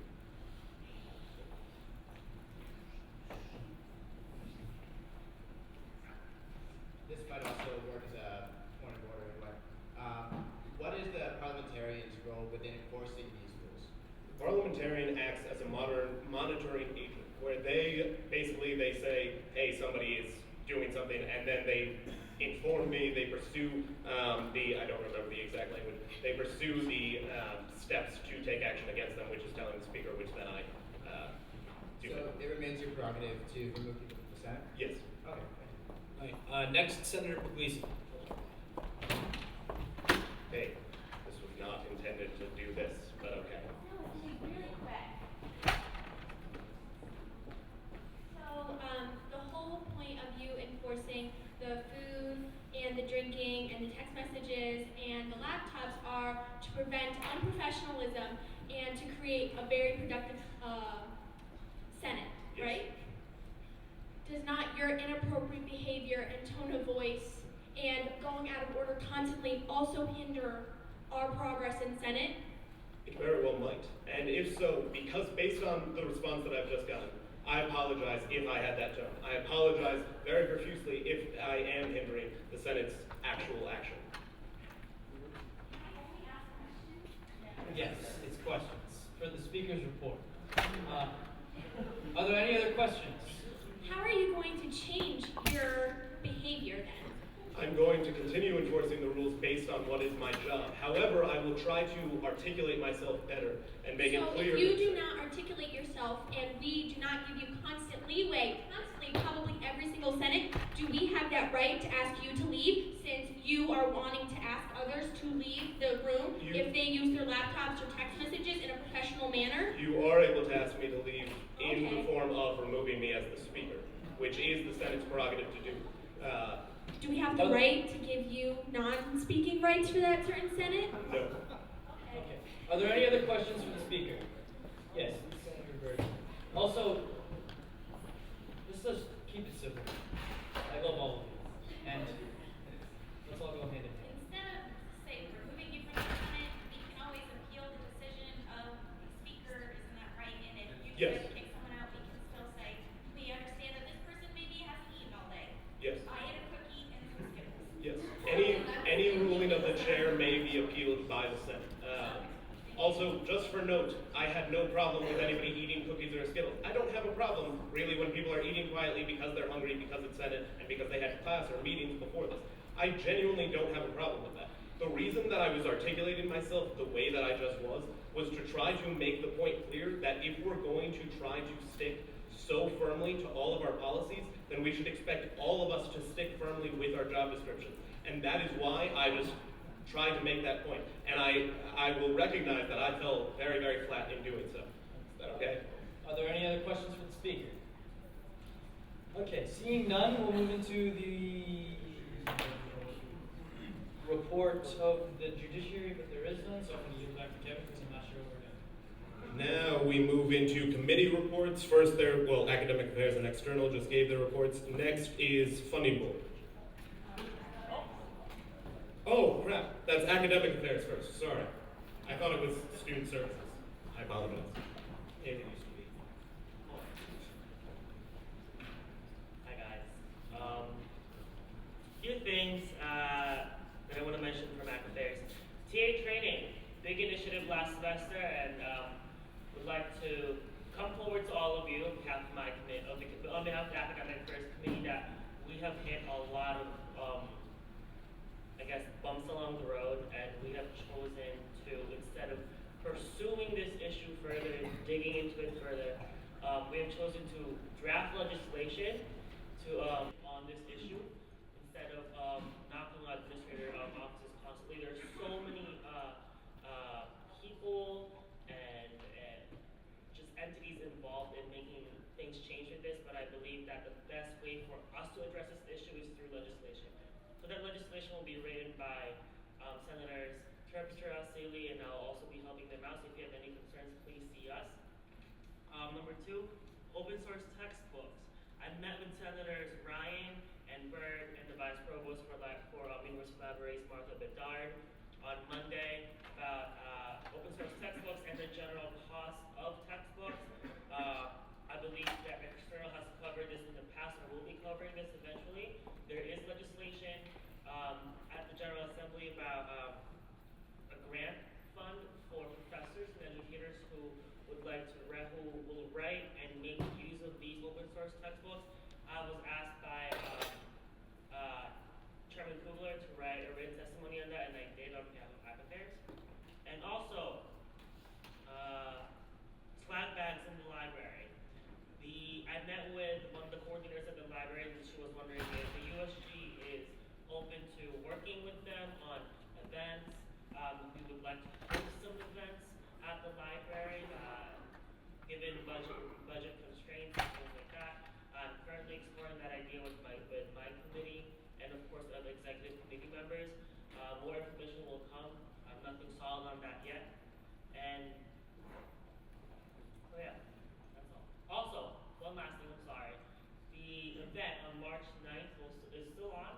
I expect every senator to try to come. It will be around lunchtime. I want to say 12:30 to about 2:30.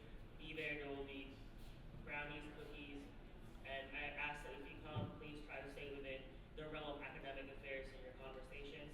On Thursday, we're drafting questions for that event to kind of help give some structure on how our conversation should be going. And finally, please, nominations for Outstanding Educator of the Year. I announced this about 3 weeks ago, and I only received 3 nominations. Please, please, please nominate someone that you think is special, and we would love to honor them at the end of this semester with a plaque and other goodies. That's all for tonight. Thank you. Are there any questions for the chairperson? First Bergman, then Fiedler, then Cagnata. I think a lot of people who are in Senate might want to nominate their professors, and I know using the student groups where you contact might be a really good way to do that. So I was wondering if you thought about doing something like that too. The impression that I received when this initiative was open and is like, so we're trying to make it little. But if the Senate feels that we should reach out to other students, please feel free to do that. I would like, show me ways to do that. I'm not really the most, I guess, like well-versed person on that, but of course I would love to reach out to our public relations director that we had just hired. So yes, if you guys would like to open it, if the committee would like to open it up to the general public, I'm fine with that. Next, Senator Fiedler.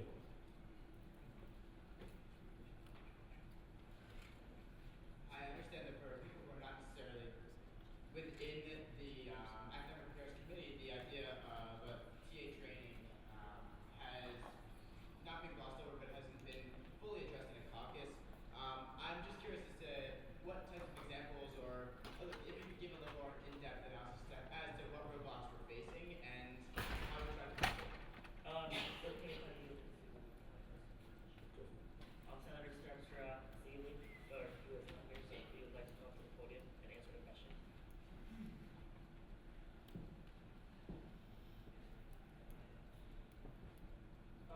Basically, every department has different requirements.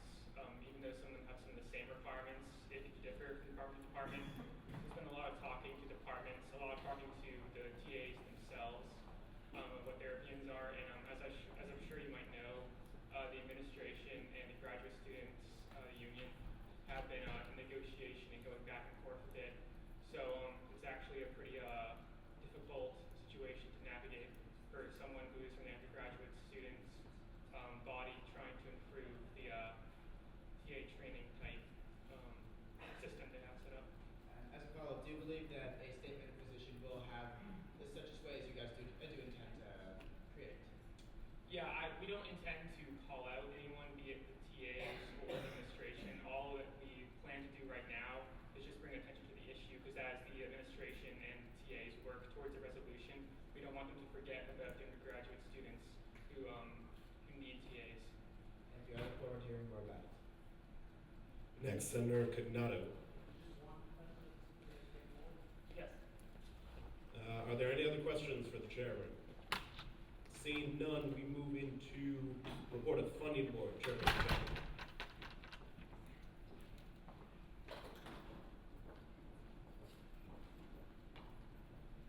I actually don't have too much to report this week. Like I mentioned previous weeks, we've been doing funding a little bit differently. We've been doing it as a collective whole group and putting the votes of the board right into the system.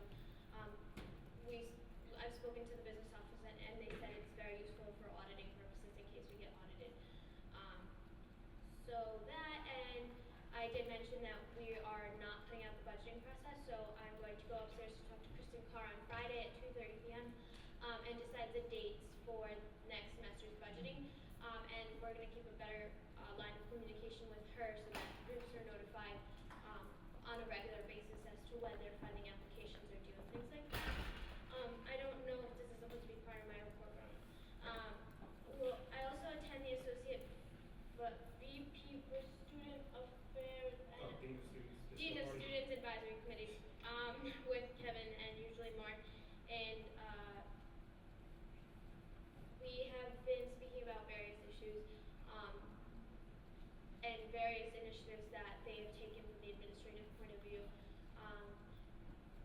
talk a lot about sexual assault prevention, keeping open dialogues, keeping like open mic type things like that. So just so everyone's aware that the Dean of Students is fairly new, and she has been extremely proactive. She will walk into residence halls and the student unions and talk to the students, and she's a phenomenal lead. So that was great as well. So that's all I have to report. Oh, and sorry if this is out of order, but everyone who spoke in the debate did a phenomenal job.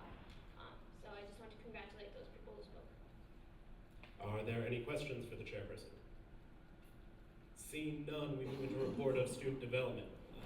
Chairperson Convoy.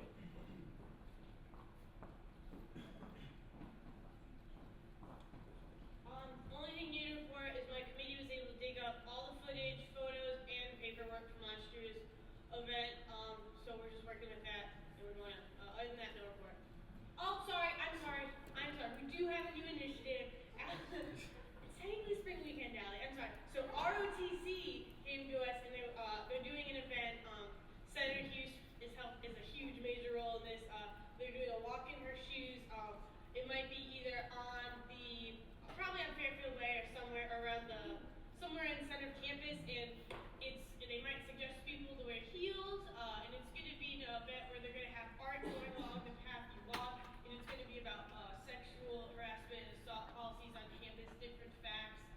So the whole way you're walking, it's an educational event. They got approved for Spring Weekend, and it'll be another Spring Weekend event that we will be co-sponsoring, which is why that budget had a little line for spring events for perfect things like these. So thank you, Senator Hughes, for bringing that to our attention. I'm sure it'll be a wonderful event. That's all I got, though. Are there any questions for the chairperson? Chairperson Lim? What event were you talking about at the very beginning of the report? The meat cake. Okay. Which is also going to start coming out with some cool things on social media. So if you're part of any other groups that aren't USG, you should sign up. We're looking through photos, and USG's cake really sucked last year, so I don't know if I'm going to let you guys touch cake again. But yeah. Are there any other questions for the chairperson? Seeing none, we move into a report of. Oh no, they're done because she already went. So now we move into new business. We start with a resolution concerning methods of transparency and communications within the undergraduate student government. Not now. Do it after this one. Senator. No, you only need one. The only things that need two senators are legislative requests.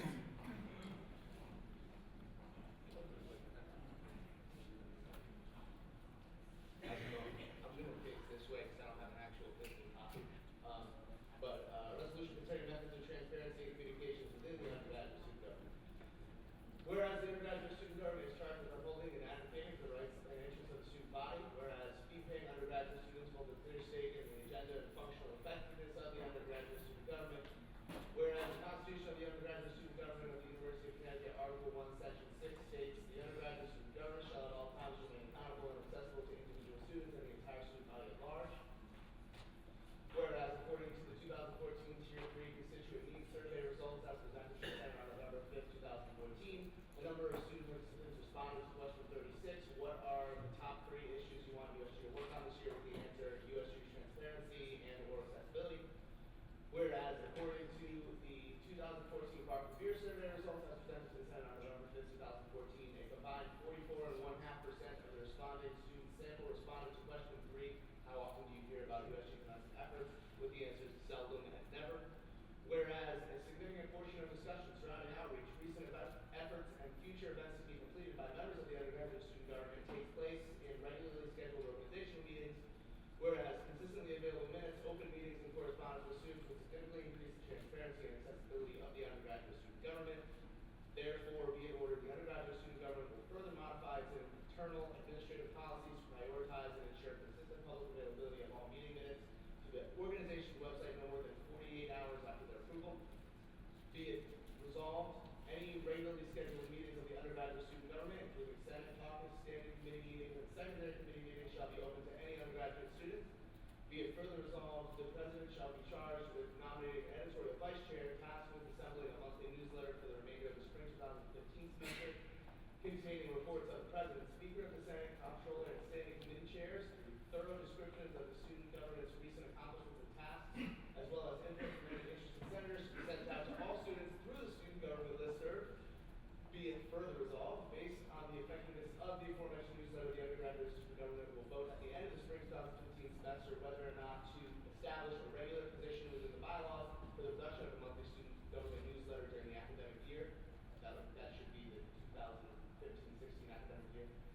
be it finally resolved, this resolution shall serve as a resolution to implement further measures in response to student government, to student concerns, transparency, and accessibility within the undergraduate student government. Is there a motion to enact this legislation? I'll give them both. Huh? Oh. I have a point of information. Okay. It goes like, be it ordered, be it resolved, be it further Yeah. resolved. Does that matter for anything? It doesn't actually matter. It's just the way that we do things. But so, motion to enact, I'll give it to Conboy, and then I'll give the second to Canado.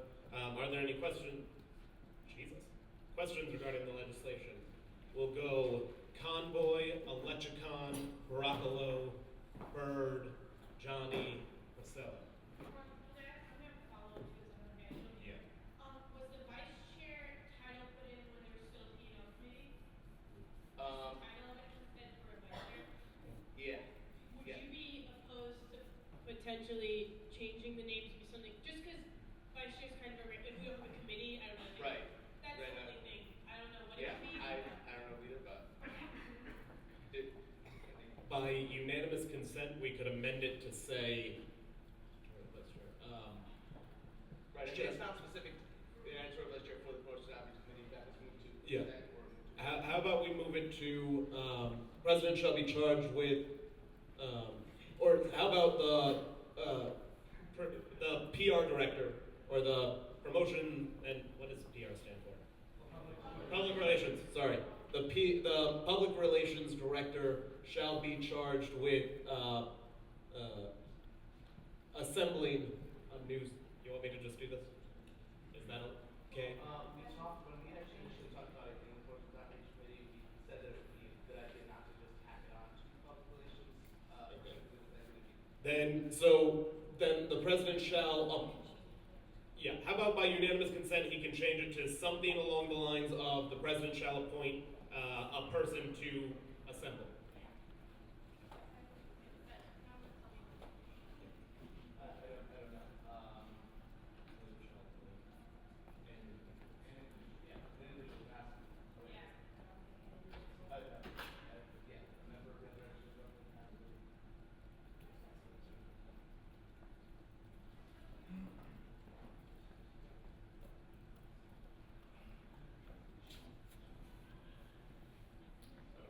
So, You also want to do spring semester too. Yeah, the second last one, no, next page. Probably not to establish a resolution of bylaws, no direction on the student government newsletter for the 2015-2016 academic year. You're in the 2015 notes. Yes. Right there. Yep. Sorry. Sorry about that. Next is Alechicon, Senator Alechicon. Sorry, I forgot about that part. Can, by unanimous consent, we amend this legislation to read thusly? So ordered. Next, Senator Alechicon, sorry. Hi, I'm just wondering what the difference is between whatever the president is nominating and the PR person that Justin just implemented and Anna's job. Right. Well, I can yield to Justin Clark, I guess, to give the specifics of the PR director job in just a second. But she also was already hired based on whatever he's going to say as the tasks are. So while we originally discussed it in promotions outreach, which I know isn't active anymore, is that this sort of thing would be a bigger undertaking than we would want to just throw into the tasks of an already busy public relations person. But seeing as it's just going to be a task for someone in the undergraduate student government, it could certainly be the public relations person who does it. The purpose of establishing it as a position for someone to do it was more along the idea of that it be set up, and then anyone who feels like they would be best suited to do it could come forth to try and do it. But I didn't want to just say, here's a huge project that we're going to tack onto your responsibilities. But if you want to just answer the other part of the question.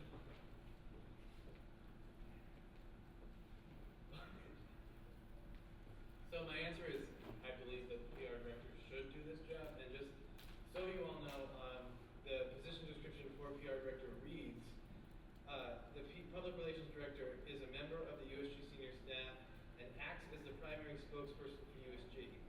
The PR PR director is responsible for coordinating and managing all communications with the student body at large.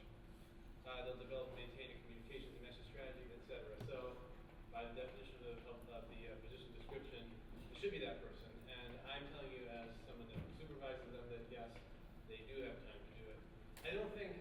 I mean, if it's going to be kind of a multi-page thing, I think people could contribute, and then their job will be to compile it. And I think that's getting into kind of semantics and details. We don't have to, but yeah, I think it should be that person who will utilize the position that we have.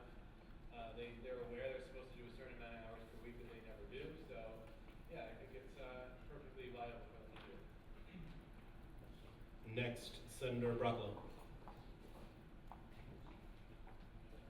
For the first be it resolved clause, would you be opposed to amending it to also say with permission from the chair of the meeting? No.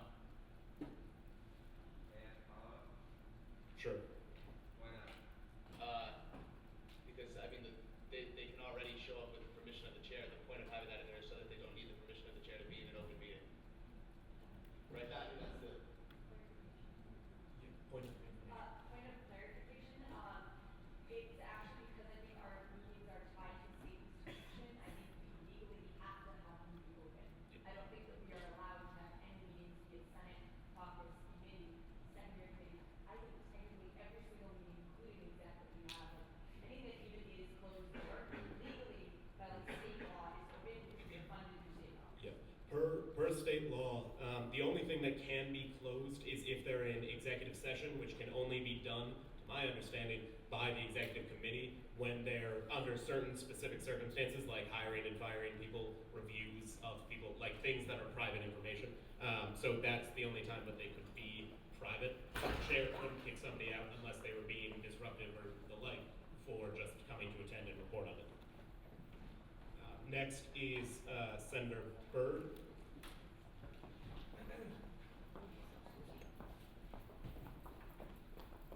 Have you talked to the powers that be that deal with posting minutes to our website? And if so, what do they say about the actual ability to do what you're requesting in 48 hours after the approval?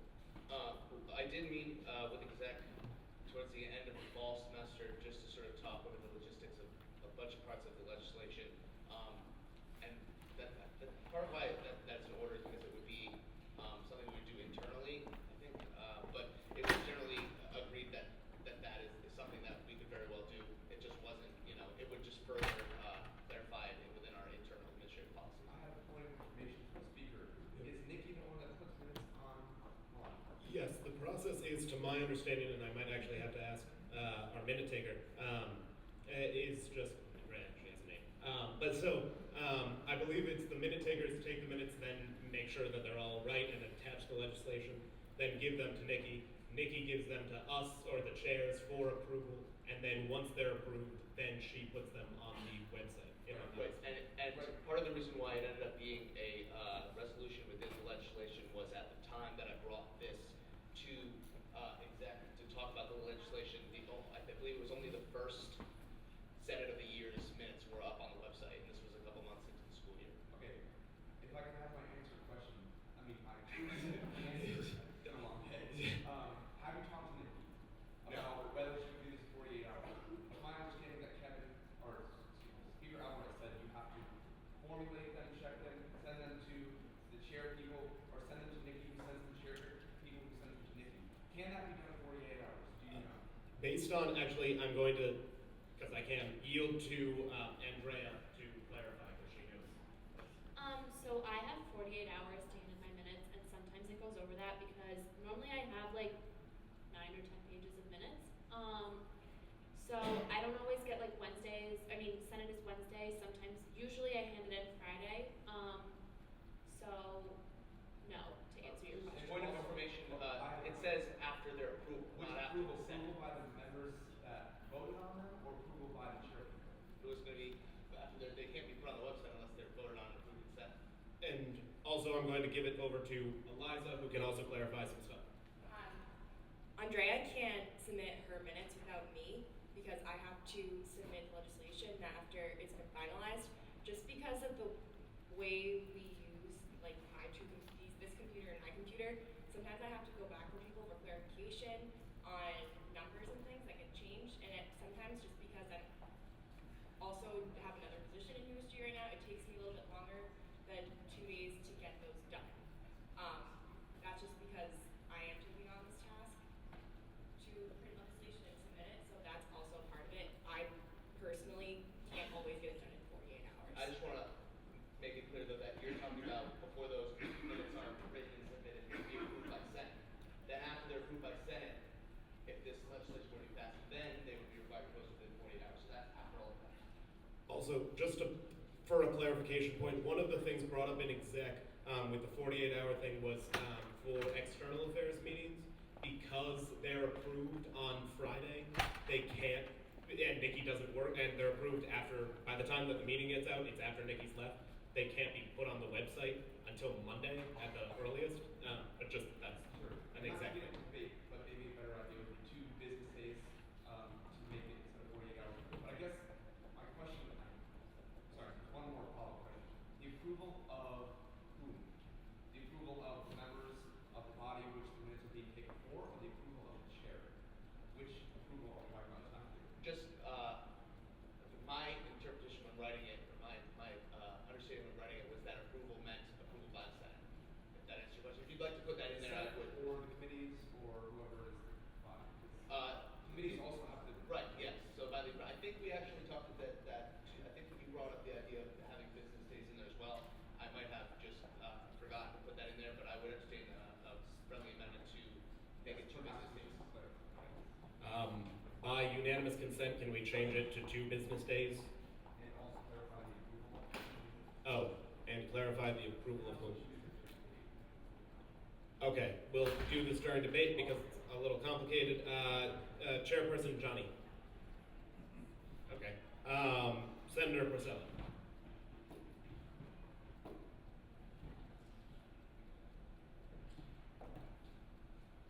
Is the PR director required to attend Senate?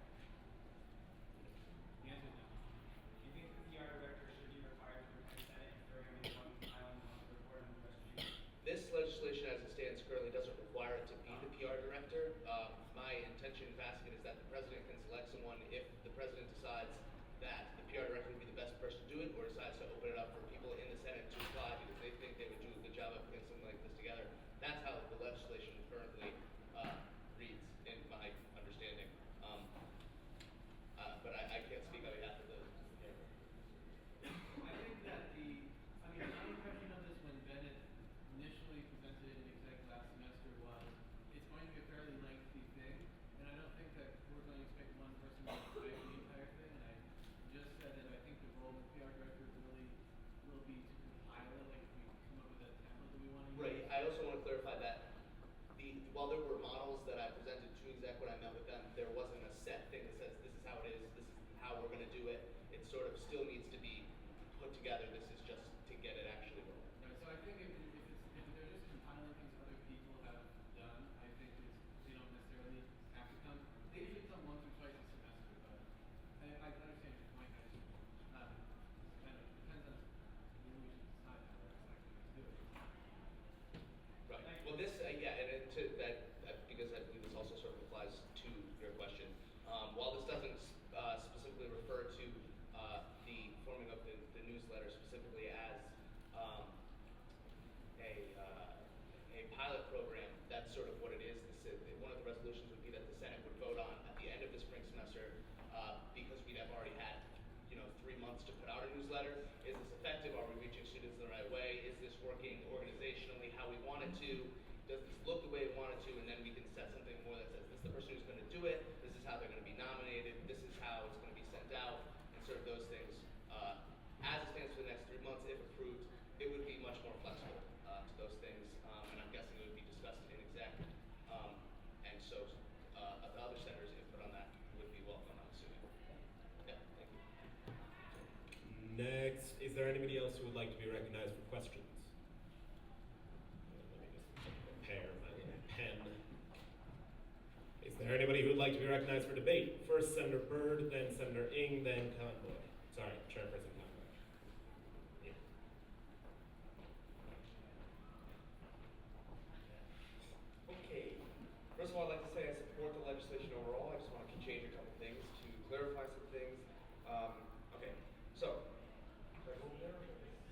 should read them first, and then you can come over. Okay, I don't have them written, but Oh. I will say, I want to change the 48 hours to 2 business days, if that's easy. I want to change approval of the body in which the minutes were taken for, something like that, in that same clause. So, no more than 2 business days after their approval by the body. So to track changes and people can see what's being changed as well. Yes, you do. Just go to It's loading. You can come up if you can help. I'm not good at this. Slow computer.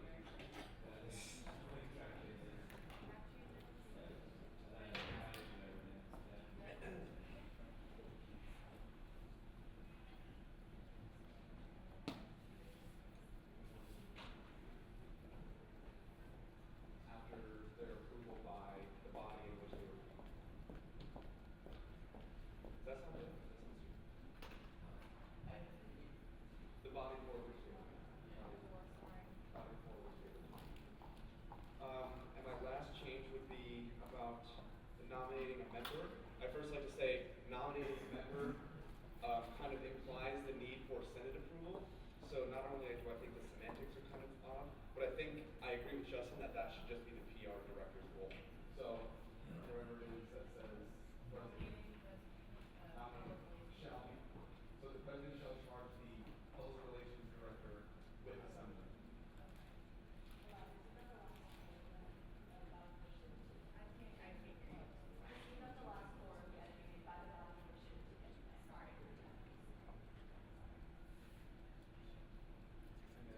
Specifically, the president shall be charged with. You want the underwriter to be government?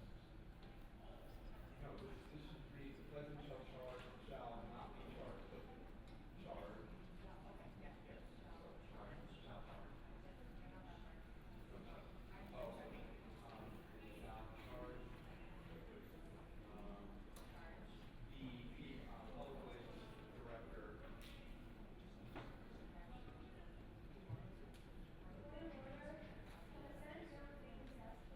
Yeah, I'm just double checking if he'll be accepting this as unanimous consent so that we can try to eliminate some of It's gonna take 2 seconds. Yeah. I'll make sure you're ready. You don't need it.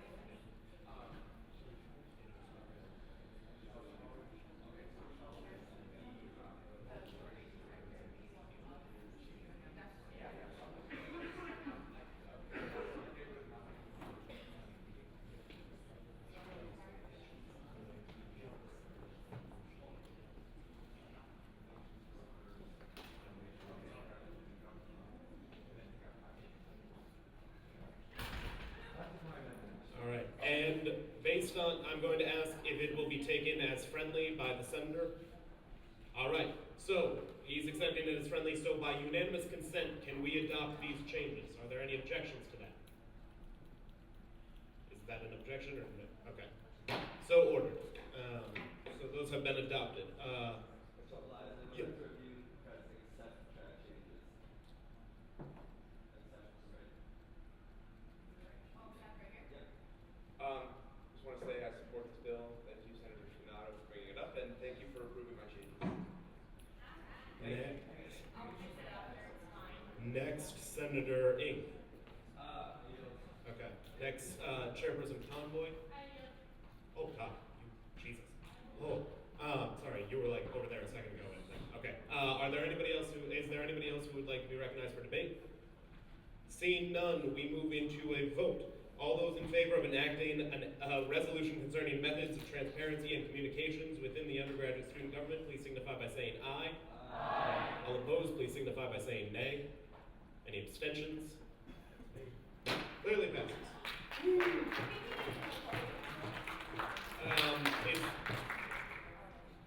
Smattering. Is there anybody else who would like to be recognized for new business? Okay, I will give it to Senator Myers. Okay, so motion to put an act concerning emergency funding, the International Relations Association on the agenda. Okay, is there a second to that motion? Seconded by Porcello. Sorry, I'm just writing it down so that I can read it in a second. Okay. So, This is, all right, by unanimous consent? So ordered. So, now we move into, oh, okay. Now we move into an act concerning funding for UConn IRA, International Relations Association. We're not calling it IRA.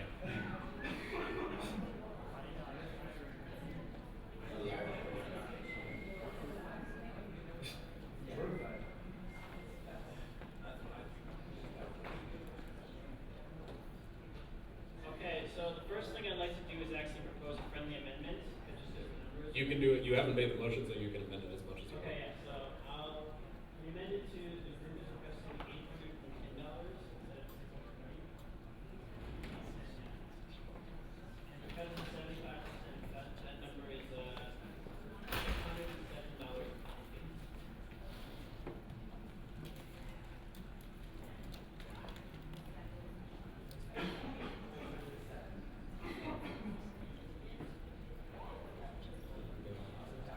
Yeah, make sure there was.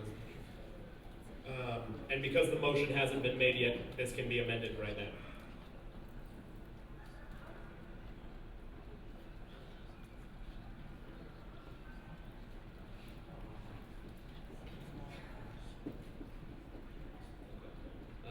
All right. Go ahead and read it. Did you read? You read it first, and then you motion. Okay. So, an act concerning emergency funding for international relations. Whereas the undergraduate student government is charged with improving the experience of the student body through the funding initiatives. Whereas the International Relations Association has requested funding to pay for registration fees in order to attend the New York University Model Meditation Conference in New York City. Whereas the organization wishes to represent the University of Connecticut in an academic competition along with several top universities and regions. Whereas the above mentioned initiative has had further success and brings clear merits to the student body. Whereas the group requests to cover conference registration fees totaling $810. Whereas the above request is subject to category D cuts of 75%, resulting in $607.02. Therefore, be it resolved, the undergraduate student government allocates $607.50 for the UConn IRA to register for the campus. Is there a motion to enact? I'll give the motion to Myers and the second to Fiedler. Are there any questions regarding the motion? Senator Byrd?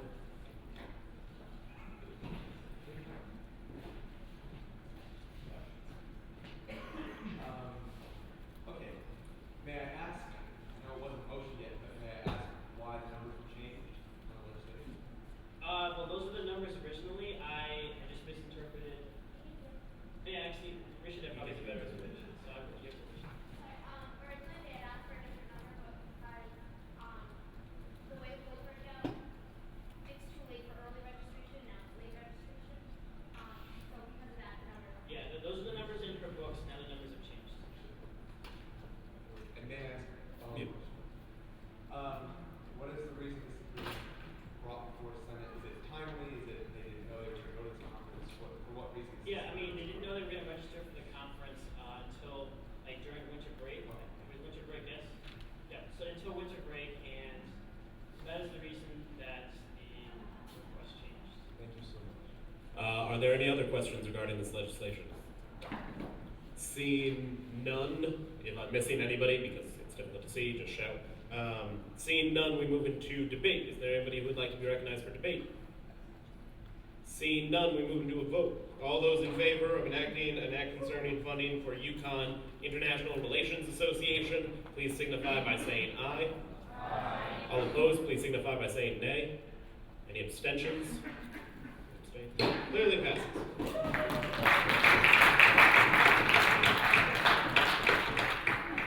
Okay, next we're going to move into discussion. I know Senator Bergman had talked to me beforehand regarding an item that she wanted to discuss. You can come on up.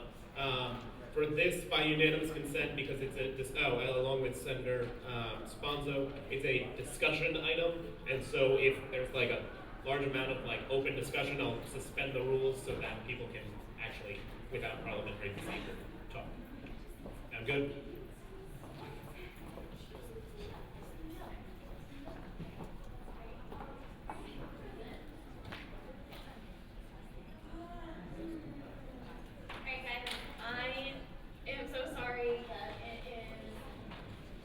something o'clock.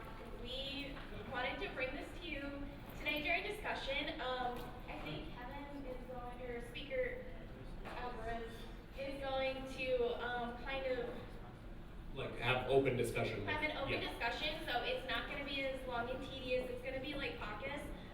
But some background is me and Steph went and talked on a panel for a lecture, and our state senator May Flexer was there, and she is bringing forth a bill to the Connecticut Assembly on affirmative consent, and she approached us and she asked us why we weren't supporting the bill.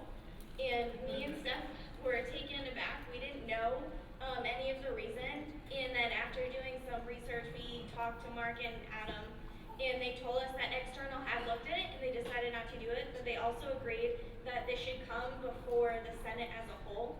So we're gonna present on what the bill that she is presenting, what affirmative consent means, why it's coming up to the Senate in the first place, and some talking points along those lines. So you guys are well informed on the issue. Can I just give some background? You talked about student. So student government is partnering with two other boards on campus to student body fix this. So hopefully by the time the legislation is done, we will have statistics on what student body opinion is of us sponsoring this bill. Yeah, and it's also we have different options for how we support this bill, whether we support it explicitly, whether we decide just to support the idea of affirmative consent too, and depending on the responses that we get, we're going to look into those options, and that's why we're coming in a more caucus-like presentation and not just bringing it to the Senate for you guys to paddle it out. So,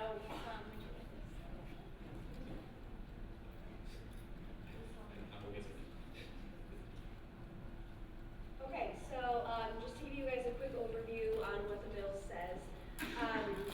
So this is going for the Senate and House of Representatives in Connecticut.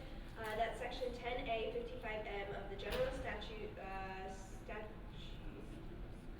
be amended to require institutions of higher education to include in their sexual assault, stalking, and intimate partner violence policies affirmative consent, which means affirmative, conscious, and voluntary agreement to engage in sexual activity as a key element in determining whether sexual activity was consensual.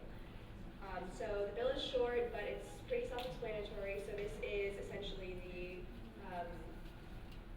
purpose of what we're bringing forward. So yeah, you can go to the next. So what does affirmative consent mean? An affirmative consent policy means that the initiator, so the person who is engaging in either sexual intercourse in the first place or any level of sexual intercourse, is responsible for making sure that the party that they're engaging with is consenting to any kind of involvement. So it has to happen beforehand, and it has to be stated either explicitly or through non-verbal ways of showing consent.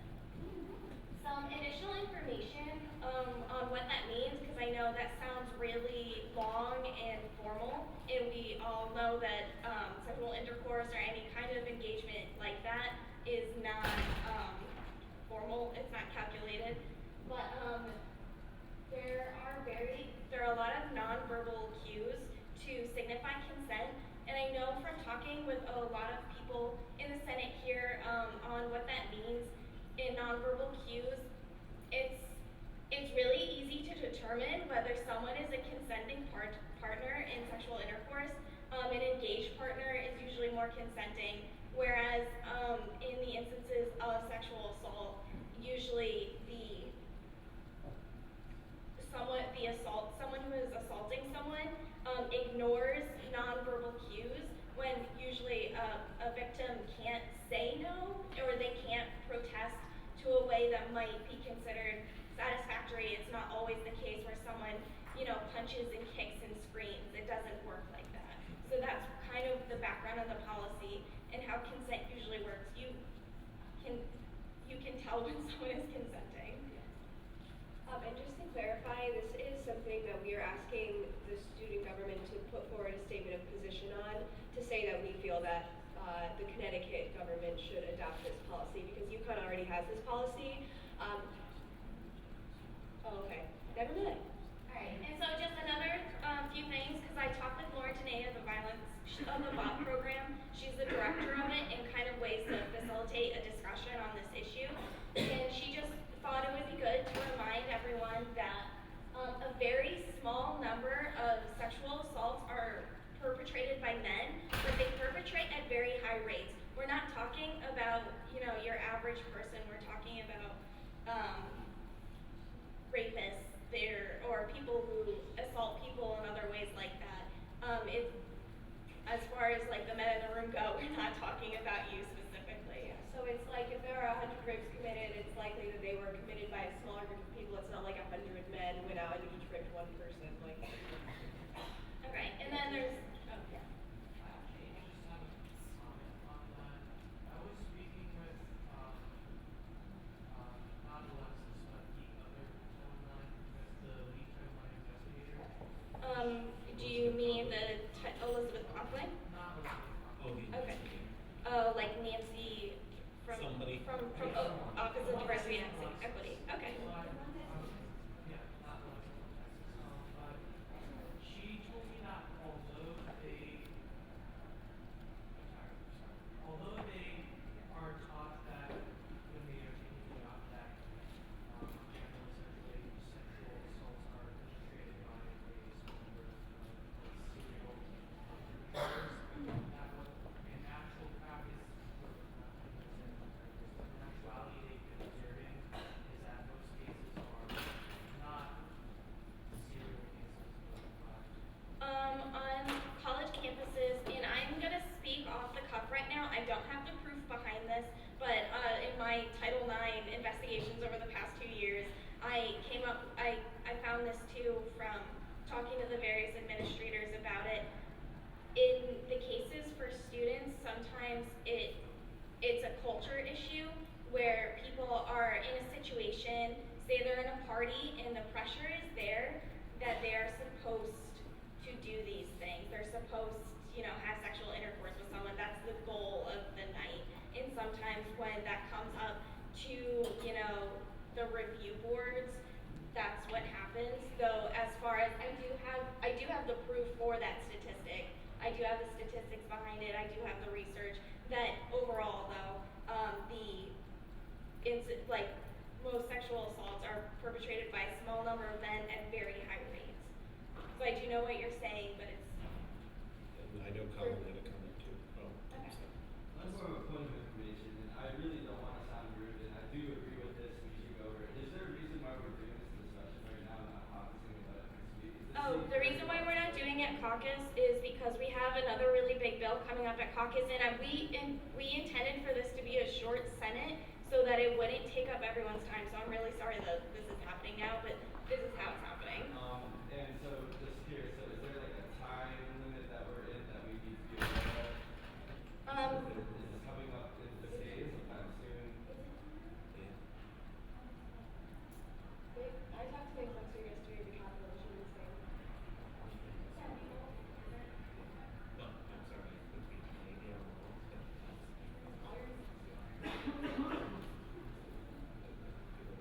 Okay, well there's a hearing for it tomorrow, but that's not when it's going to pass, so. Just like the timing of the legislative session, so it has to be done like this spring. Yeah. As soon as possible. Yes. Sorry, I'm just curious as Okay. to why it's being brought up in this period. And I had pushed off the thing that's coming up in caucus next week. I had pushed it off from this previous caucus because we had so many items. And next week we have a couple items, so I wanted to make sure that they got their due time as well as they got their due time now. Okay, so we're gonna try to move on. If you guys can kind of like formulate your opinions and hold on until the end, and we do have some discussion. Okay, so we currently have a no means no policy in Connecticut. This is a little bit of what I was saying before. But at UConn we do have an affirmative consent policy. UConn along with Yale are the only two universities in the state, go UConn, to have affirmative consent policies currently. Yes, so.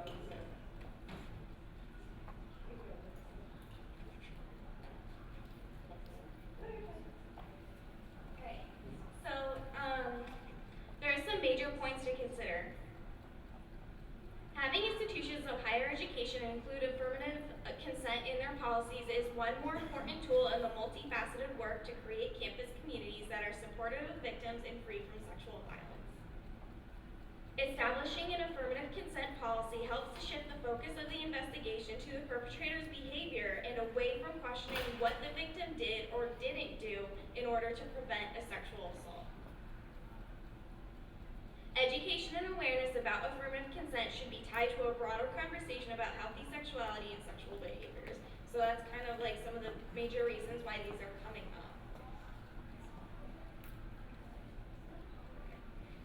Alright, and so this is really down to why the law needs to change. We must shift away from saying no means no, because this does little to protect victims who cannot say or do anything to prove no during a sexual assault. Affirmative consent encourages sexual partners to talk about sex by making consent the cornerstone of a healthy sexual encounter.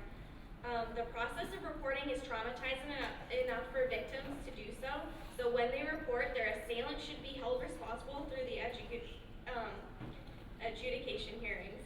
Affirmative consent increases clarity in cases of sexual violence, since it is much more difficult to prove that someone is resisted assertively enough than to demonstrate how engaged and enthusiastically involved they were in the sexual act. And affirmative consent positively alters a system that places the burden of proof almost entirely on the victim to prove how effectively they resisted the assault, and places it on the perpetrator to prove how they obtained consent, thus addressing victim blaming. Yes, go ahead. And you guys can call in. About the first worst criminal rules. Yeah, the rules are suspended. You guys can. The first point, is that to do with people who can't speak, paralyzed people? Yeah, I know. I think I talked to you about the state of Connecticut, the Fortnick case. Did I talk to you about that? Very briefly. Okay, I'll go over it. And this is one of the reasons why I feel so strongly in support of it. So in October 2012, this is October of 2012, not more than 3 years ago, the state of Connecticut overturned the conviction of a rapist, and the man was convicted of raping a woman who had cerebral palsy. She was mentally she was mentally disabled. She was not at a level where she could really consent to any kind of sexual behavior, and she couldn't speak. She didn't have any language skills. And they decided, because the victim could still bite and kick and verbalize kind of groans, saying that she didn't consent to the behavior, that that's why they overturned. And this is the precedent. This is what's happening today. This is the law as it stands. So. Can I go off what you were saying? Yeah. To reinforce this? A lot of people don't know this, but when your adrenal system goes into overdrive, you have 3 responses actually. It's fight, flight, or freeze. And I've heard from numerous sexual assault victims that when their sexual assault was occurring, they physically froze. They could not say anything. They were so scared and so traumatized, and it's kind of like hysteria, where they could not have the words or the physical ability to stop their perpetrator from sexually assaulting them. So it's really important. Yeah. Thank you so much. That was a great way to put it. Do you have anything else? Yeah, no, I really like, and this isn't my opinion on this at all. I think I'm formulating a stance on these kinds of things. But how does the yes means yes change for people of, let's say, physical disability? I know it's like very, very narrow, but someone who cannot speak nor move. Have you obtained consent from someone who can't speak or move? You can't do it. They're not able to do it, and therefore you can't obtain consent. So if you engage in a sexual, People like, for example, someone who has nonverbal stuff, if they were going to engage in a sexual encounter with someone they were willingly engaged with, they would use assistive technology. For example, someone with cerebral palsy might use assistive technology that they use to speak every day, that they use to share assignments in school or reports at work, and they might say, yes, like, down, have fun now, kind of thing. And there's ways that all of these people can communicate, by and large.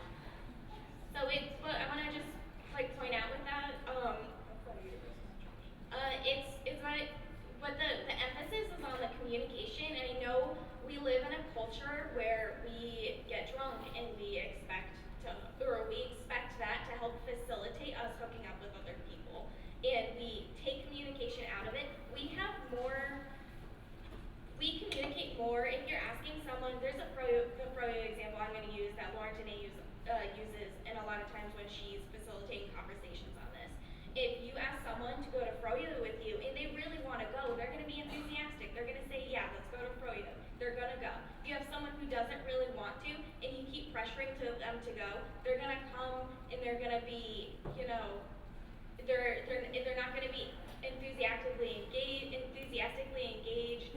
It's one of those things where like we communicate more on things like that that are less important than we do in these situations which are more sensitive and can have a greater impact on someone's life.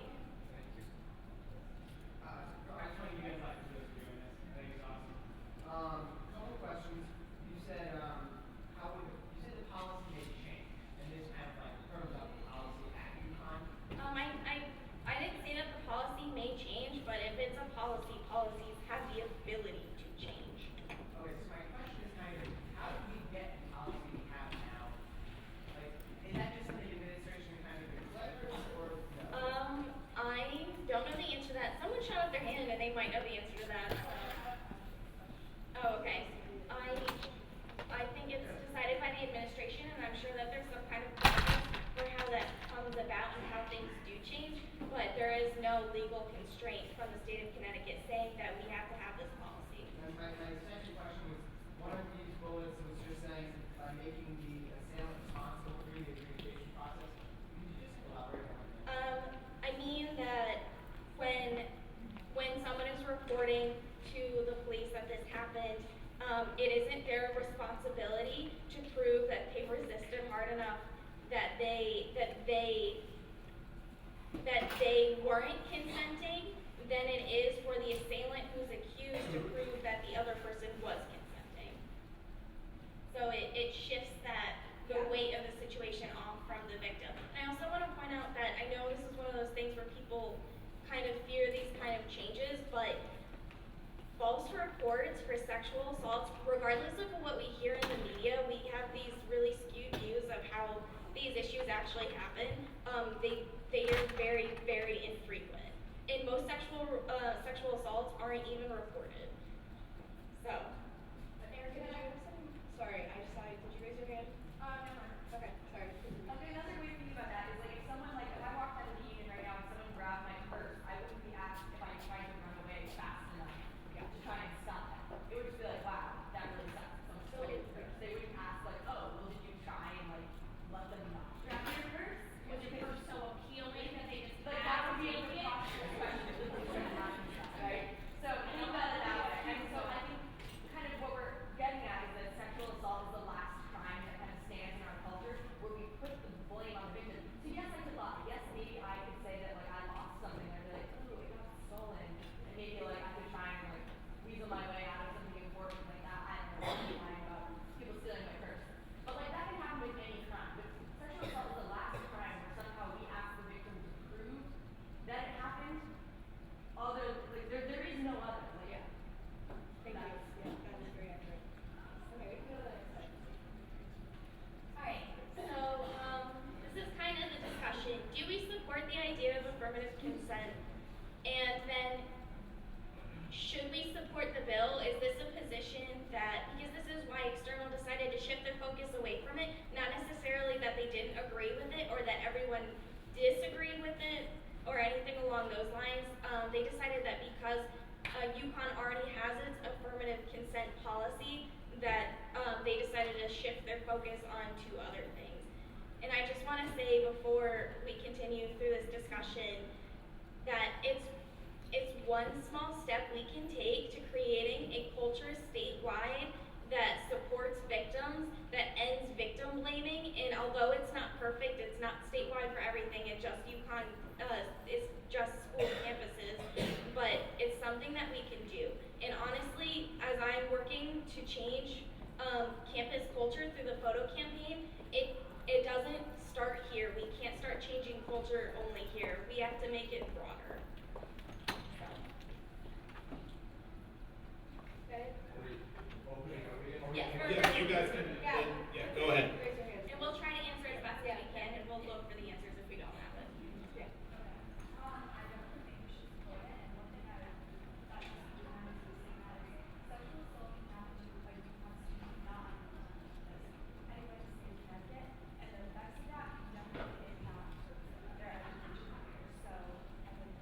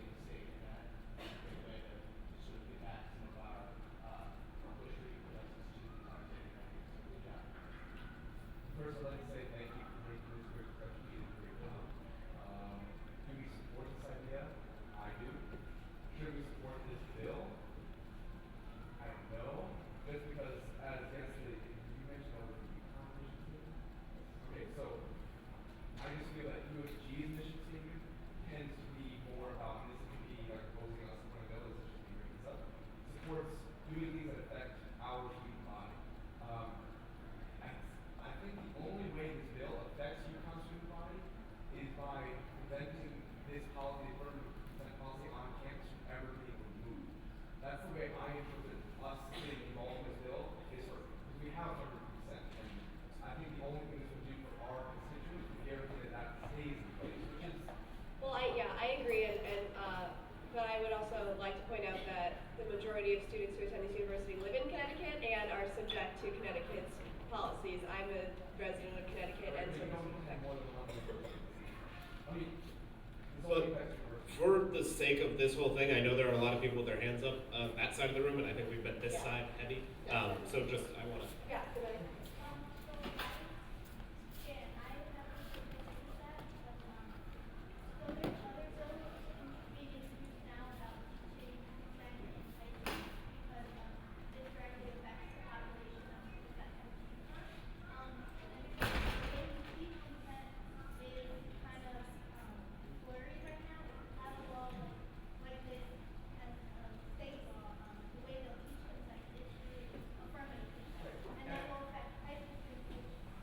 I completely agree, and I said I support the bill. My point is This only affects higher education though, I just want to put that out, it's only for higher education. Okay. Could we? Okay. I'm going to create a speakers list. I'm going to put our ex officio senator from the Women's Center on here first because I feel as if she's here specifically to give that voice. So I'm going to give it to you first, and then I'll create the list. I can't hear you. Oh, you need a minute? Okay, I'll give it to Cassandra because she had her hand up for a while. Then it'll go. Oh, and then Nadia, then Rachel, then Mika. Micah, sorry. Can I start now? Yeah, go for it. Yeah. So USG's mission on this campus is to support our constituents. One way we can support our constituents is changing the actual culture that we live in the state of Connecticut. Because we do go to school in Connecticut. The kind of culture we live in right now is called rape culture, where women every single day are objectified in the media, they are misrepresented across the board, they are seen as sexual objects because we have things like Sports Illustrated and Playboy where literally we're ogling at women.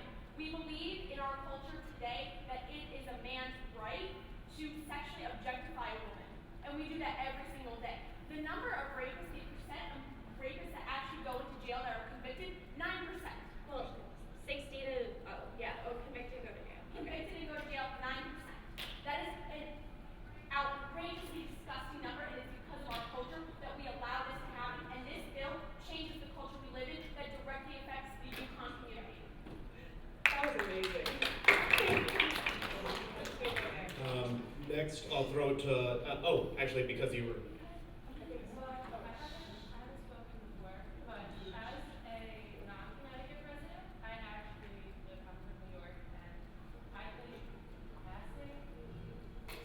Showing that we support this bill shows that we support UConn students, and that the fact that whether you're on campus or off campus, that yes means yes will still be in effect. That no matter where you're from, if you're from the University of Connecticut, you're part of the Connecticut community, to destroy race culture and to promote positive, healthy sexuality and sex, yes means yes. We need to support it, whether it's a typical USG. I'm not really sure like what you guys. Just so you know though, as far as it going off campus, it pertains to students assaulting other students or students. It doesn't, this isn't, which is why this is a good step, but this isn't where we need to stop. I know it won't make, if you are assaulted off campus during the summer by someone else, this law won't be applicable to you, unfortunately. But it's a step in the right direction. Then I know, actually, I missed Eliza, but she had her hand up for a while, so I'm going to go Eliza, then Rachel. Yeah, I'm also not from Connecticut, I'm from New Hampshire, but I know that if you have someone that's close to you that goes to another school, maybe either at Connecticut or if I went to an age and I was in New Hampshire, and it was a state, just to give a comparison, if you have someone you care about and they get sexually assaulted or raped at another school, you're going to want that policy to apply there so it protects someone else. And if someone else you know is going through a problem like that, it can affect you in ways you don't even know.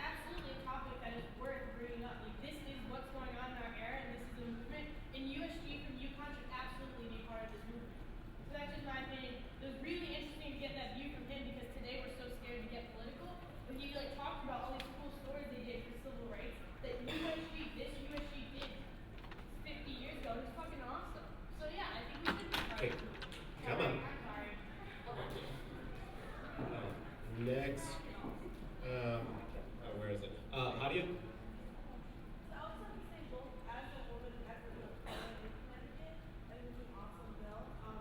I understand that UConn is some microcosm, larger both state and national microcosm at large, and so it's going to affect the culture, but ultimately. Next was Micah. Yeah. I just want to say that I do actually support the undergraduate student government creating the statement position on the fact that it actually does impact the state of affairs at UConn and on this campus. We are not the only people at this campus on a daily basis. There are people, and I think we can actually, I recall very distinctly back to the 2014 National Championships when there were people from Eastern flooding into the campus to see what was going on to party along the side of us. This is a campus, a school that really prides itself on taking people from a lot of the other state schools and bringing them in. So to make this a school, to make this a state issue is also to make it a school issue and vice versa. Thank you. Next is Christina.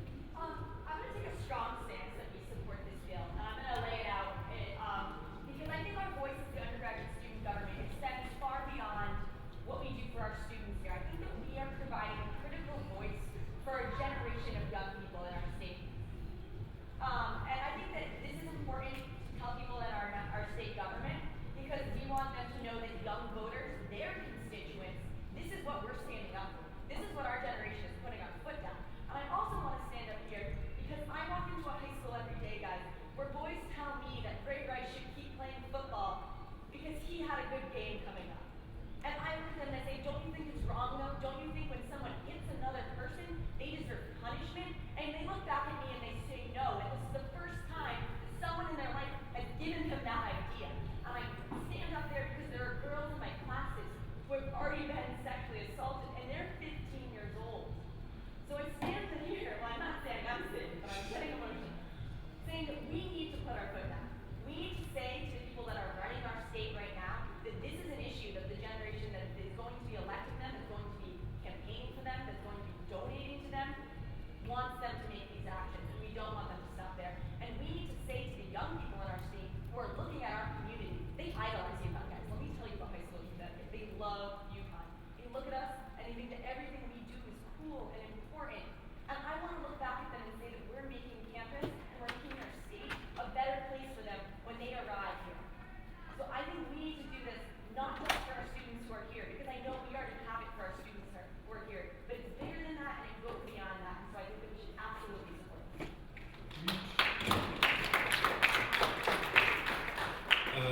Next is Erica. I don't think this should even be a question of like supporting this bill. And like, to me, it's just common sense. Like, I don't understand why we're even bringing it up. Because if we do support this bill, this like gives precedence to other schools and other states that they should be supporting their representatives who are behind this idea. And again, changing campus culture and affecting young people. I think it's just like, I don't know why. Alright. Thanks, Erica. Is anybody else on this? Dan was. Okay. Okay. First, I'd like to say I support this bill 110%. I'd also like to say I'm a women's gender and sexuality studies minor, possibly double major. I'd like to say I've been working on sexual consent with Rebecca since she knows I am like all about this. Okay. I was simply raising a question. I felt that a lot of the comments were being directed at my kind of question raising. No, sorry. Simply raising a question.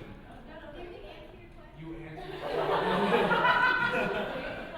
Honestly guys, I told Steph before we came in today, I was like, I am so nervous about making this presentation because I thought we'd stand up here and really get cut down. Because some of the conversations that we had outside of this office haven't been quite as supportive. But honestly, thank you so much. And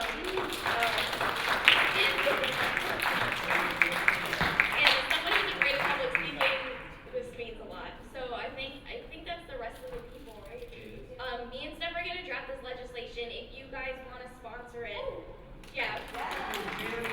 We'll bring it around for you guys to sponsor too. So, and we're gonna get the information from Rachel's, from student development, from our other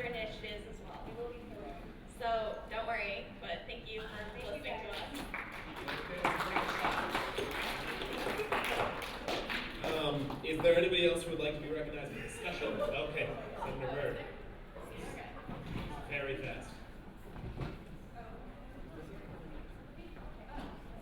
Okay, just because I promised someone that I would bring this up for discussion who's not in USG, it was brought to my attention last night that there was not a lot of attendance, or there wasn't sufficient attendance for this person at the debate last night.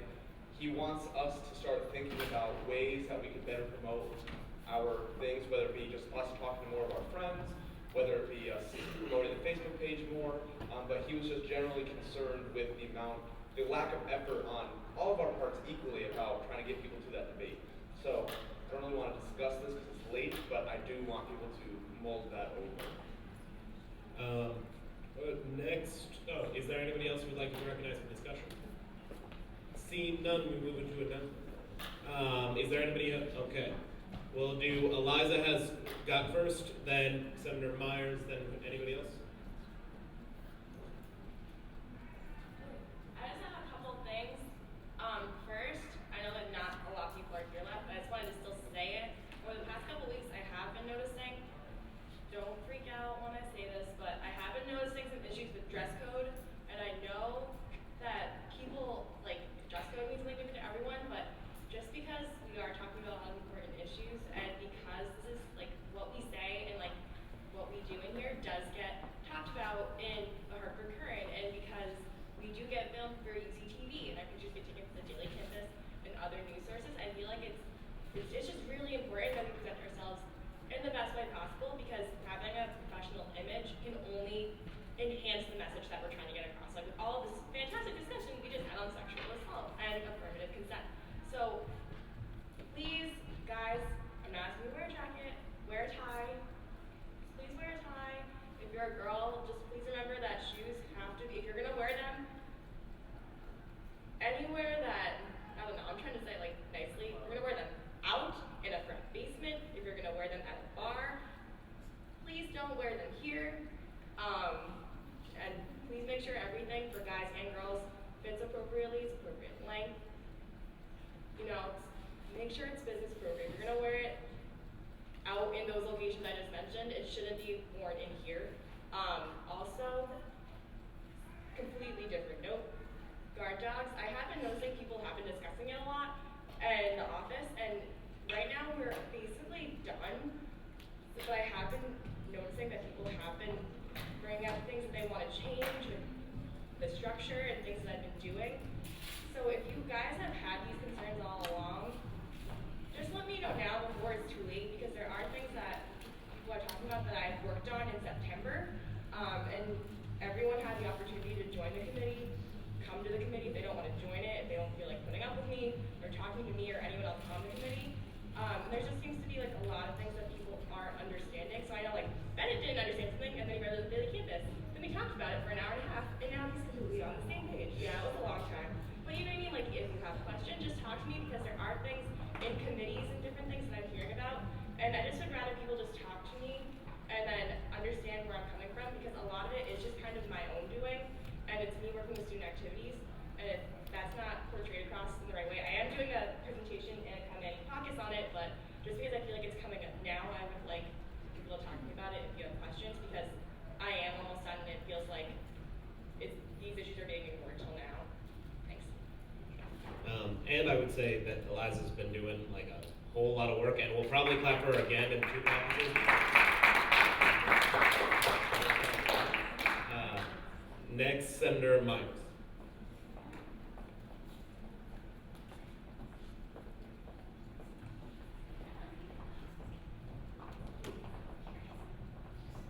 Okay, everybody. So first off, good job tonight. And second, I'd like to discuss this constituent outreach event that's going to happen this Friday, or next Friday, sorry. Friday, March 6th, in actually this Student Union Ballroom. We're doing Bark for Beer again, this time in a new location. Everything should be more or less the same, except I would like your input in helping to draft the survey. Because usually what we do is we kind of string together a survey before we do this, and it's not really effective because we get, general answers. So I know a lot of members of Senate here are actually passionate about constituent outreach and transparency and issues like of such. So I reached out to you, and if you were actually concerned about that, come talk to me, and then we can help. We can draft a survey that actually reaches out to constituents and gets their honest opinions about us or whatever issues that they're facing. It could be relevant to your residence hall, your school that you're in, anything that you want to ask your constituents. I want to get some people together and to form this survey. So if you're interested, just talk to me after Senate. That's it. Is there anybody else who would like to be recognized for announcements? Oh, Adia, yes, or Senator Ali. Yeah, absolutely. You can come on up.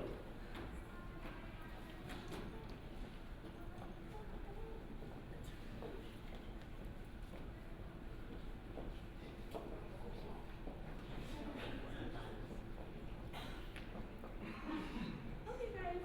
It's still February, so it's still Black History Month. Yay! This Friday is the final event the ACC is hosting. It's a collegiate conference with a two-parter starts Friday and Saturday. Jordan Davis's parents. Jordan Davis is an unarmed Black teenager who was murdered in Florida, I think a couple years ago. His parents are actually coming to talk. It's going to be really sad and really emotional and really cool. I invite all of you to come. Also, Saturday is the African Students Association's cultural show, which is going to be really amazing. A fashion show and a dance show. I invite everyone at USG to come because although I'm the only Black person in the room, you guys are all students here. It's important for people at the ACC to see people other than me actually care about their events. Okay, I think we have the same question, but can we have like a Facebook invite so like we can share it so more people know about this? Yeah. Awesome. Sure. Are you in the USG? I am not in the USG. I'm also not on the email list. Or like You're getting it. to the roll call list, so like all that. All of you, yes. I will make sure that I get your emails after. I'm sorry. Anybody else for announcements? Chief of Staff Clark.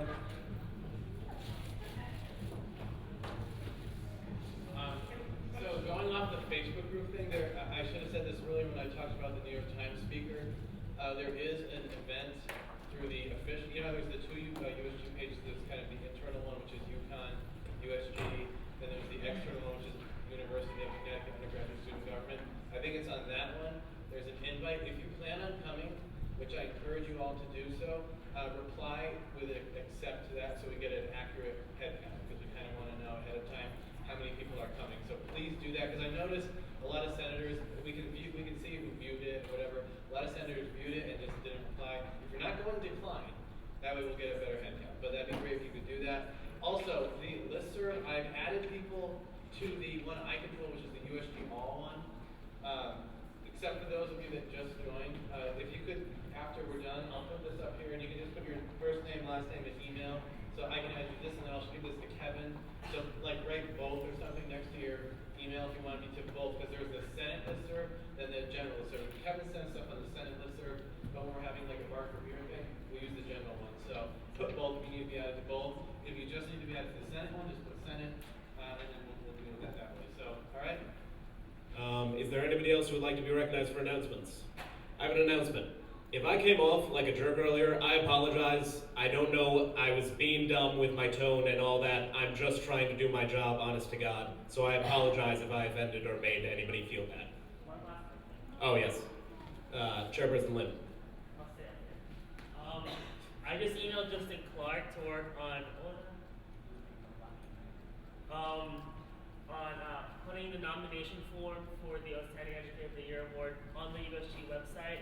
Having said that, please feel free to share the email or the link to all your friends.